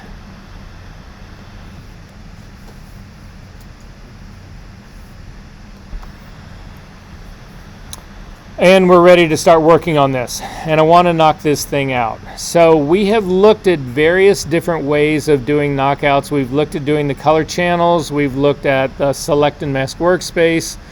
So I do a lot of green screen work. Most of the stuff that I do is on green screen, and I forever, years ago, bought this program. I don't even remember the name of it anymore, but it was like $500 to actually do knockouts of green screen, and it worked out really, really well. However, there's a way of doing it inside of Photoshop that works out even better, and it's free because it's in Photoshop. And that's how I'm going to teach you guys right now. That's how we're going to close out the day. How many people in this room have ever used actions in Photoshop? How many people haven't? Okay, well, so for those of you who have, I need to say nothing. That would be preaching to the choir. But for those of you who haven't, here's the deal about actions. Anything that you're going to do in Photoshop repeatedly, you want to build an action out of it because you don't want to take the time to do it on yourself all alone, right? So we're going to build an action to do this green screen work. You're going to have it on your computers. So from now forevermore, whenever we go in to do a green screen knockout, you'll simply be able to go to this action, run it, and it'll do it for you. So I want to build the action with you and then show you what it is we're doing and how we're doing it and why we're doing it and why it works so well with green screen. And then we'll be at the end of the day. And we'll all go play and frolic in the last half hour of sunlight we have left. The sun's actually setting after 5:30 now, which is... So wait, where you live in Alaska, does it actually... I just finished watching... Have you watched the new True Detective with Jodie Foster? I know the people that works on it. So does it ever? Do you ever get midnight? What do they call it when? Do they call it night country? That's what they call it. Shitty. So, but you go where it's like where you live. You go. You have 24 hours of night. No, in Anchorage we have in the winter we have about 4 hours of night. Oh, okay. So you had to go further north. Yeah. So my parents used to live up in Barrow, which is the most Right. part, and it's 90 days of twilight. My mom had 6 dogs. Man, I got to tell you, the creepiest thing about watching True Detective right now is the fact that it is dark all the So time. they actually filmed that in Iceland. Oh, of course. Because we don't, but they get all the B-roll shots. Right. Are all like it's in toxic view and all the actual native buildings and all that stuff. Nice. Okay, well, anyway, so back to this. So we're going to build an action for this to actually do the knockout work. To do this, you need to come over to your Actions palette. So again, it's over by your History tab. Just click on the Actions tab to do it. Then go to, are we calling this pancake now? Go to the stack of pancakes that is on to the right-hand side. Oh, God, that's a lot to say. On the right-hand side, click on that, and you're going to come out and you're going to pick New Action. And it'll open up a dialog box, and you want to name this action, and you want to call it Zero Selective Color. I just do mine zero CL color, zero selective color. Then in the set where you're going to put this, unless you guys have made actions before and created your own sets, you've only got one set, so it'll be default actions, which is where you can leave yours.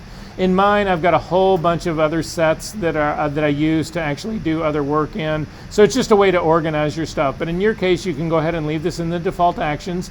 We're not going to add command shortcuts for any of this kind of stuff. We're not going to color code it. We're simply going to click on the word that says record. And now what will happen is that Photoshop will watch everything that you do and it will record it into this action so that later on when you play the action, it will go through all the steps that you went through to build it. So the first thing we're going to do is come over to our layers palette. We are going to add a new adjustment layer, and it's a hue saturation layer. This is the first one you want to add. So simply click on the little icon at the bottom of your layers palette, come up and add hue saturation layer. Then we're going to go right back down to the same place to the add adjustment layers, and the second one I'm going to add is going to be selective color. So again, it is at the very bottom of the stack, so we're going to add selective color.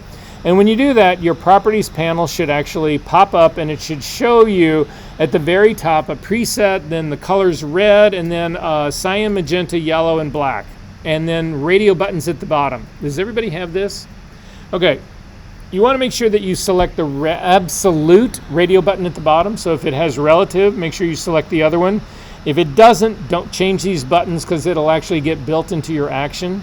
So then the first thing we're going to do is that we're going to do the reds. Let me tell you a little bit about selective color. The reason this thing exists, this is a control that goes all the way back almost to the inception of Photoshop, to the beginning, or at least the color version of Photoshop. And what this was designed to do is that when you are on a CMYK printing press, you're using cyan, magenta, yellow, and black inks. You're using those 4 black inks to make up all the different colors of the rainbow.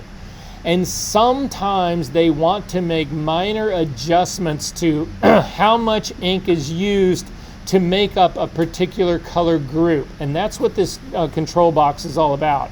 It was to allow them to go in and modify the colors so that they could generate a slightly modified CMY or K plate to go onto a printing press to then use either less cyan in the reds or more cyan in the reds, or anyway, that's what the adjustment was all about. We're not going to do that. But what we are going to do is we're going to leverage how this thing works. And so what this is going to allow us to do is it's going to allow us to take a color range and then flood that color range with black ink. That's how we're going to start this out.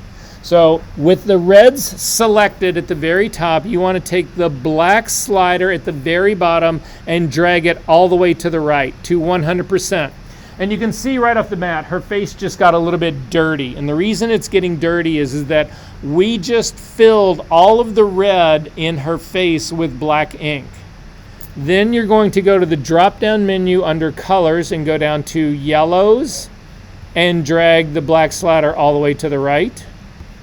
Then to the next slider down, the greens, and drag the black slider all the way to the right. The next one down to cyans and drag the black slider all the way to the right. Down to the blues and drag the black slider all the way to the right. Down to the magentas, black slider all the way to the right. Down to the whites, black slider all the way to the right. Whites are actually highlights. Neutrals, which are midtones, black slider all the way to the right. And then finally the blacks and the black slider all the way to the right. So you now have a black image because every component of this image we flooded with black ink. All of the colors got filled with black ink. All of the highlight, midtones, and shadows got filled with black ink. Everything just got filled with black ink. So this is black. Yeah. Is it look solarized? Then you need to click on the absolute radio button instead of the relative one. So if your image looks like this, solarized, it's because you didn't click on the absolute radio button like I said in the beginning.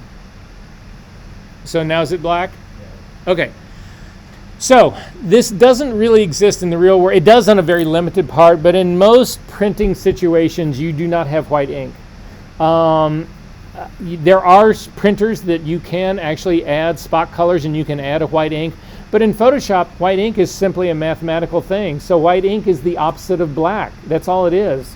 So if you go back up to your drop-down menu to the greens, and then grab that black slider, instead of taking it all the way to the right, you take it all the way to the left.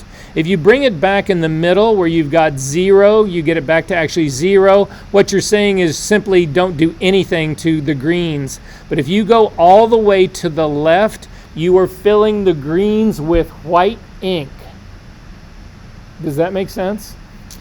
It can get even better. Sometimes this green isn't a pure green. It'll have a little cyan in it. We're going to look at the cyans as well. I'm going to grab the cyans and do the same thing. I'm going to pull it back as well. And you can actually see now the development of a really good mask here to begin with. If you zoom in and you take a look at the figure, you will actually see That's actually looking all pretty good in here, and I've actually got a pretty good separation. Again, if I'm looking on my outside here, I've got 112s that are in here, and my figure is completely black in here. So this is the beginning of it. But remember, I said that the green in the background is not a pure green. If it was a pure green, this thing would actually be white. Is there a way that I can amp up or make my green more pure in this image? Exactly. That's why the hue saturation layer down at the bottom actually exists. But in our case, I'm going to leave this right now because, again, that hue saturation adjustment, we don't want to bake that into our RGB slider right now. As a matter of fact, we don't want to do that for, actually, we don't want to do that for either the black, for the cyan or the green. Change those back to where your image is completely black, and stop your action right now. To stop your action, go back over to the Actions palette and click on the little square that's right next to the red button, and your action will actually stop. It's now been recorded. To see if it works, throw away your selective color layer and throw away your hue saturation layer, and then come back over to your Actions palette. I'm going to buy a little bit more room in here. And you want to select the 0 selective color. You want to make sure that you select the parent, the name of it, the title, what you put in for it. Don't start with the make adjustment. All of these steps that are underneath this are actually the action. So make sure you select the parent so that it runs the entire thing, and then come down to underneath the bottom of your Actions palette. There's a little arrow that's pointing to the right. Click on that and it will run your action. Now in my case, it gives me the solarized thing. All I need to do is change the button to absolute, and I'm ready to go. So did this work for everyone? I got a warning saying this will toggle the state of all dialogue.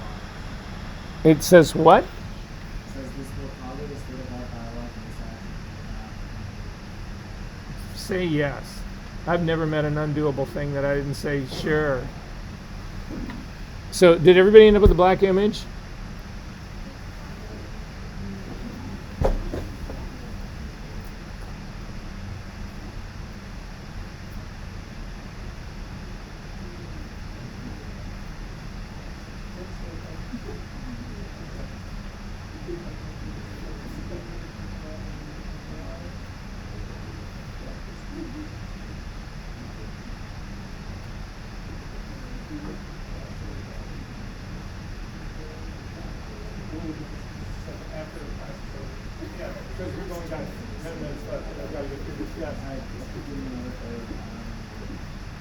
You're not the only one.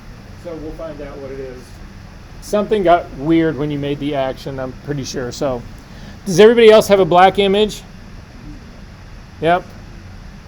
Okay, so now we're going to do the parts that I just said. So go with your selective action at the very top, click on the drop-down menu, go to the greens and drag and take the black all the way back.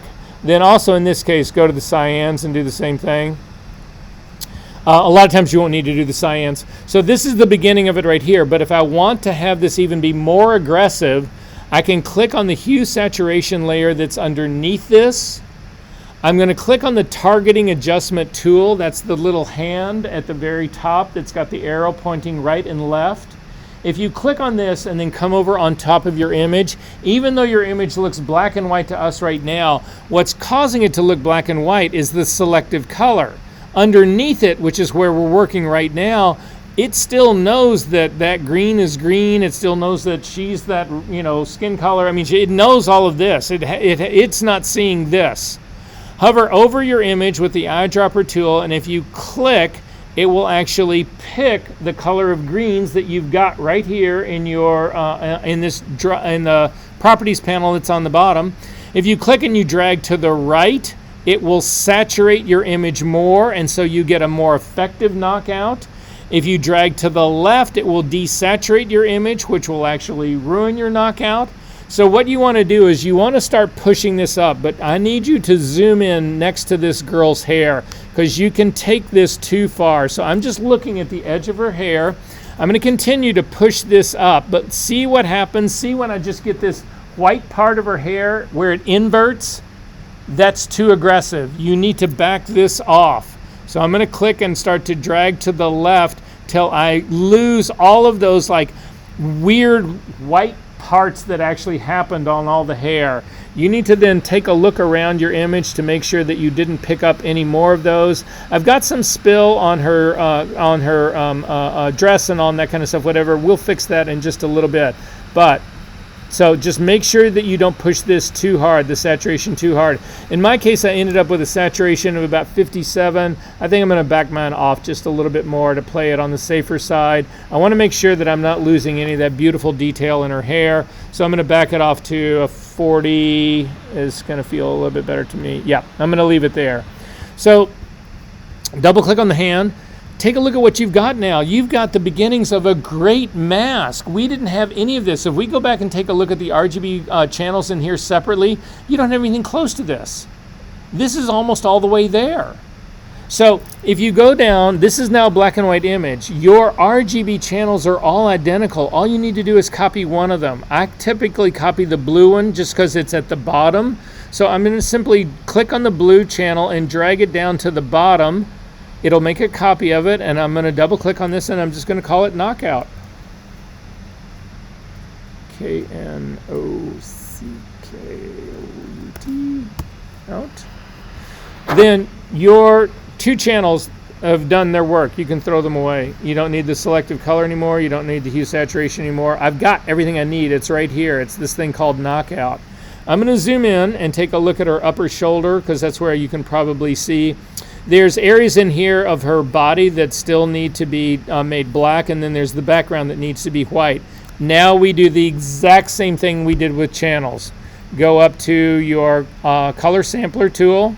I'm going to pick on the lightest area of her outfit that I can. There's some sparkles on the very edge, and then I'm going to do another one on the background.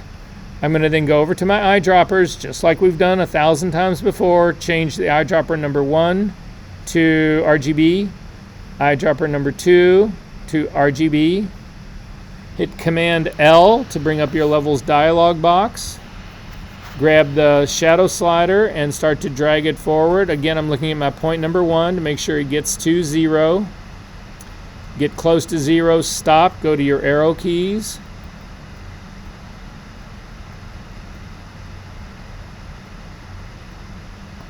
Then go to your white point and pull it back.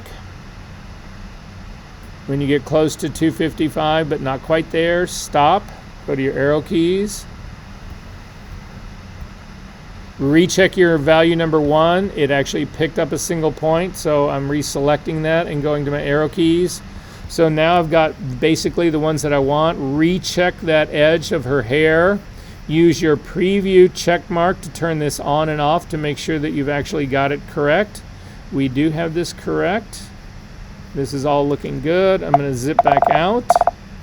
I'm going to go ahead and say OK to this. The last thing that I've actually got are her feet. So in this case, the best way to actually go after her feet is to actually pen tool all of this. So I'm going to go back up to my image menu. That's the full RGB guy, and I'm going to turn this on. I'm going to hit the P key, and I'm going to start. All I need to do is start on the background and just select her shoes. I'm going to do a quick down and dirty selection of her shoes with the pen tool, but you guys will get what's going on.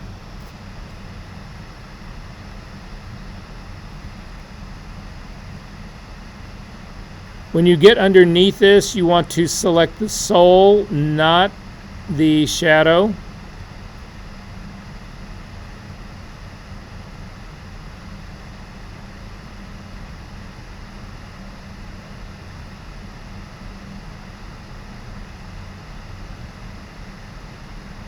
And then come back and make that connection for your first one. Do the other shoe the same way. Again, I would take a lot of time doing the leather straps to make sure I had all that texture, but we're getting short on time.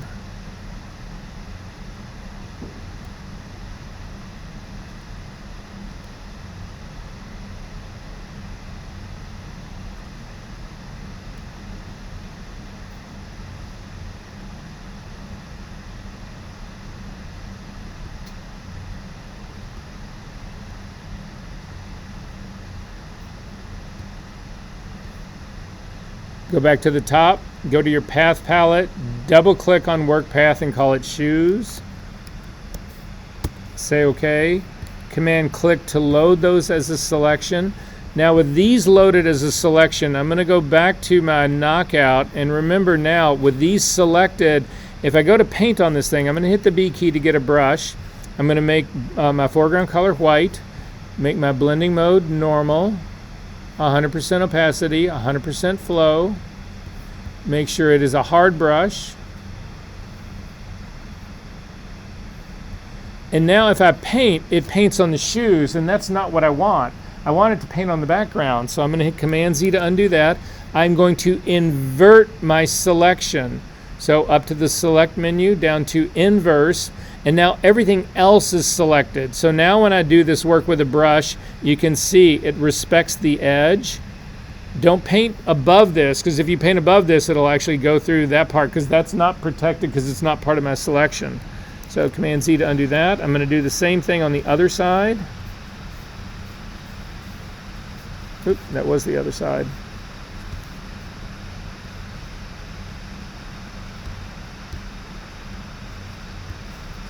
I'm going to make my selection a little bit bigger so that I've got a little bit to work with.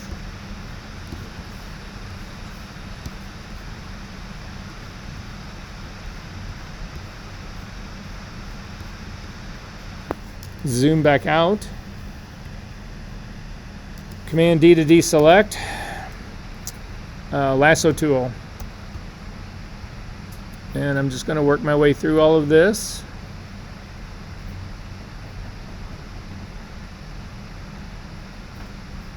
Select the whole rest of the image and fill that with white. White is my foreground color. Option delete, Command D to deselect. I have made this remarkable knockout in such quick time. Let's see how it works. I'm going to add a white layer above my image. So just a solid color. And we'll make it white. And I'll say OK. I'm going to duplicate my background layer, Command J. Simply drag that on top of my white. Hover over my knockout, hold down the Command key, click to load this as a selection. Go back up to the top now and add it as a layer mask. Again, typical of me, it's inverted. It's showing the background and hiding the figure, so just Command I to delete it. Bingo. Zip into my figure right now. This is a smart object. I cannot paint on a smart object. So I'm going to click on this image, my top layer. I've still got my virgin down at the very bottom, so I don't need to worry about doing destructive work on this. Up to the layer menu, down to smart objects, down to rasterize, or down to rasterize smart object. Either way, it turns this into a normal layer that I can paint on. I'm going to hit the B key to get a brush. I'm going to change my brush to a completely soft brush. I'm going to change my blending mode from normal down to color. And then make my brush larger. Working on my pixel layer here, I'm going to hold down the Option key to sample a color of her hair, and I'm going to remove the spill. Resample on the top and remove the spill. Resample in this darker area and remove the spill. She's actually got some spill on her face right here, so I'm going to get the small little area that's right by her neck. Then for her face, I'm going to sample the color of her skin, but this time I'm going to drop my flow down. I'm going to bring this in slowly. I'm just going to scrub on this green part that you can see on her face. It's not going to take the full hit, so that'll just get rid of enough of that. There's a little bit of glow underneath her right there. There's also a part that's right on her shoulder.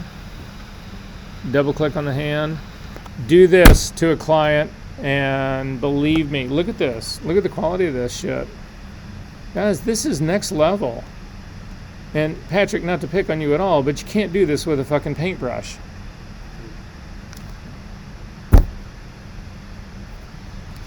questions about this?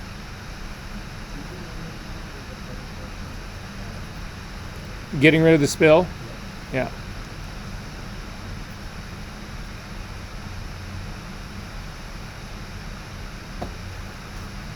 So first off, you need to rasterize that layer so that you can paint on it. Make sure you're working on this layer. Hit the B key to get a brush. Change the blending mode to color. In this case, I'm going to leave the opacity at 100% and flow all the way up at 100%. Make sure it's a soft brush. And then hold down your Option key and click on the hair. It'll just sample the color. Make my brush a little bit larger. And then you're just painting to remove that color, that green. So this is what's happening, guys. I'm going to do just a really quick job running around here on this part so you can see. But see what happens when I just did this? Take a look at this. This is what I say about you don't want to do this in areas that don't need it. Look what happens if I paint over this color of her hair. This whole part in here takes on this really weird red-ass color. That doesn't belong there. I'm going to resample the color in here, but only stay on the edge, just where it needs to be done. Don't fix anything that's not broken. But anyway, I'm going to hold down the Shift key and click on my layer mask. This is what I've done. This is actually a way to spot where you actually have missed your spill reduction. Look at this area right here. I know that this has been missed right here just because I can see it. So I'm still working on my pixel layer. I can simply paint this in on here and I know I've gotten all of that. So it's just a quick check because you'll think, oh yeah, you got it all. Did you get this strand of hair that's going on the outside out here? No, I've missed that. Did I get these strands that are in here? No, I've missed those as well. So again, that's basically what's going on here. And then for her face, all I did, because there's that, see that small green glow? So I'm going to sample her skin, not the layer mask, the image. I'm sampling her skin, and then I'm dropping the flow, because if you hit this thing completely hard, watch what happens. It's just too strong a correction. You just see it too much. So I'm going to hit Command Z to do that. Instead, I'm just going to drop the flow down so I can slowly bring this in. So now I'm just scrubbing it in. In areas that need more, like down in here, you'll just scrub at longer.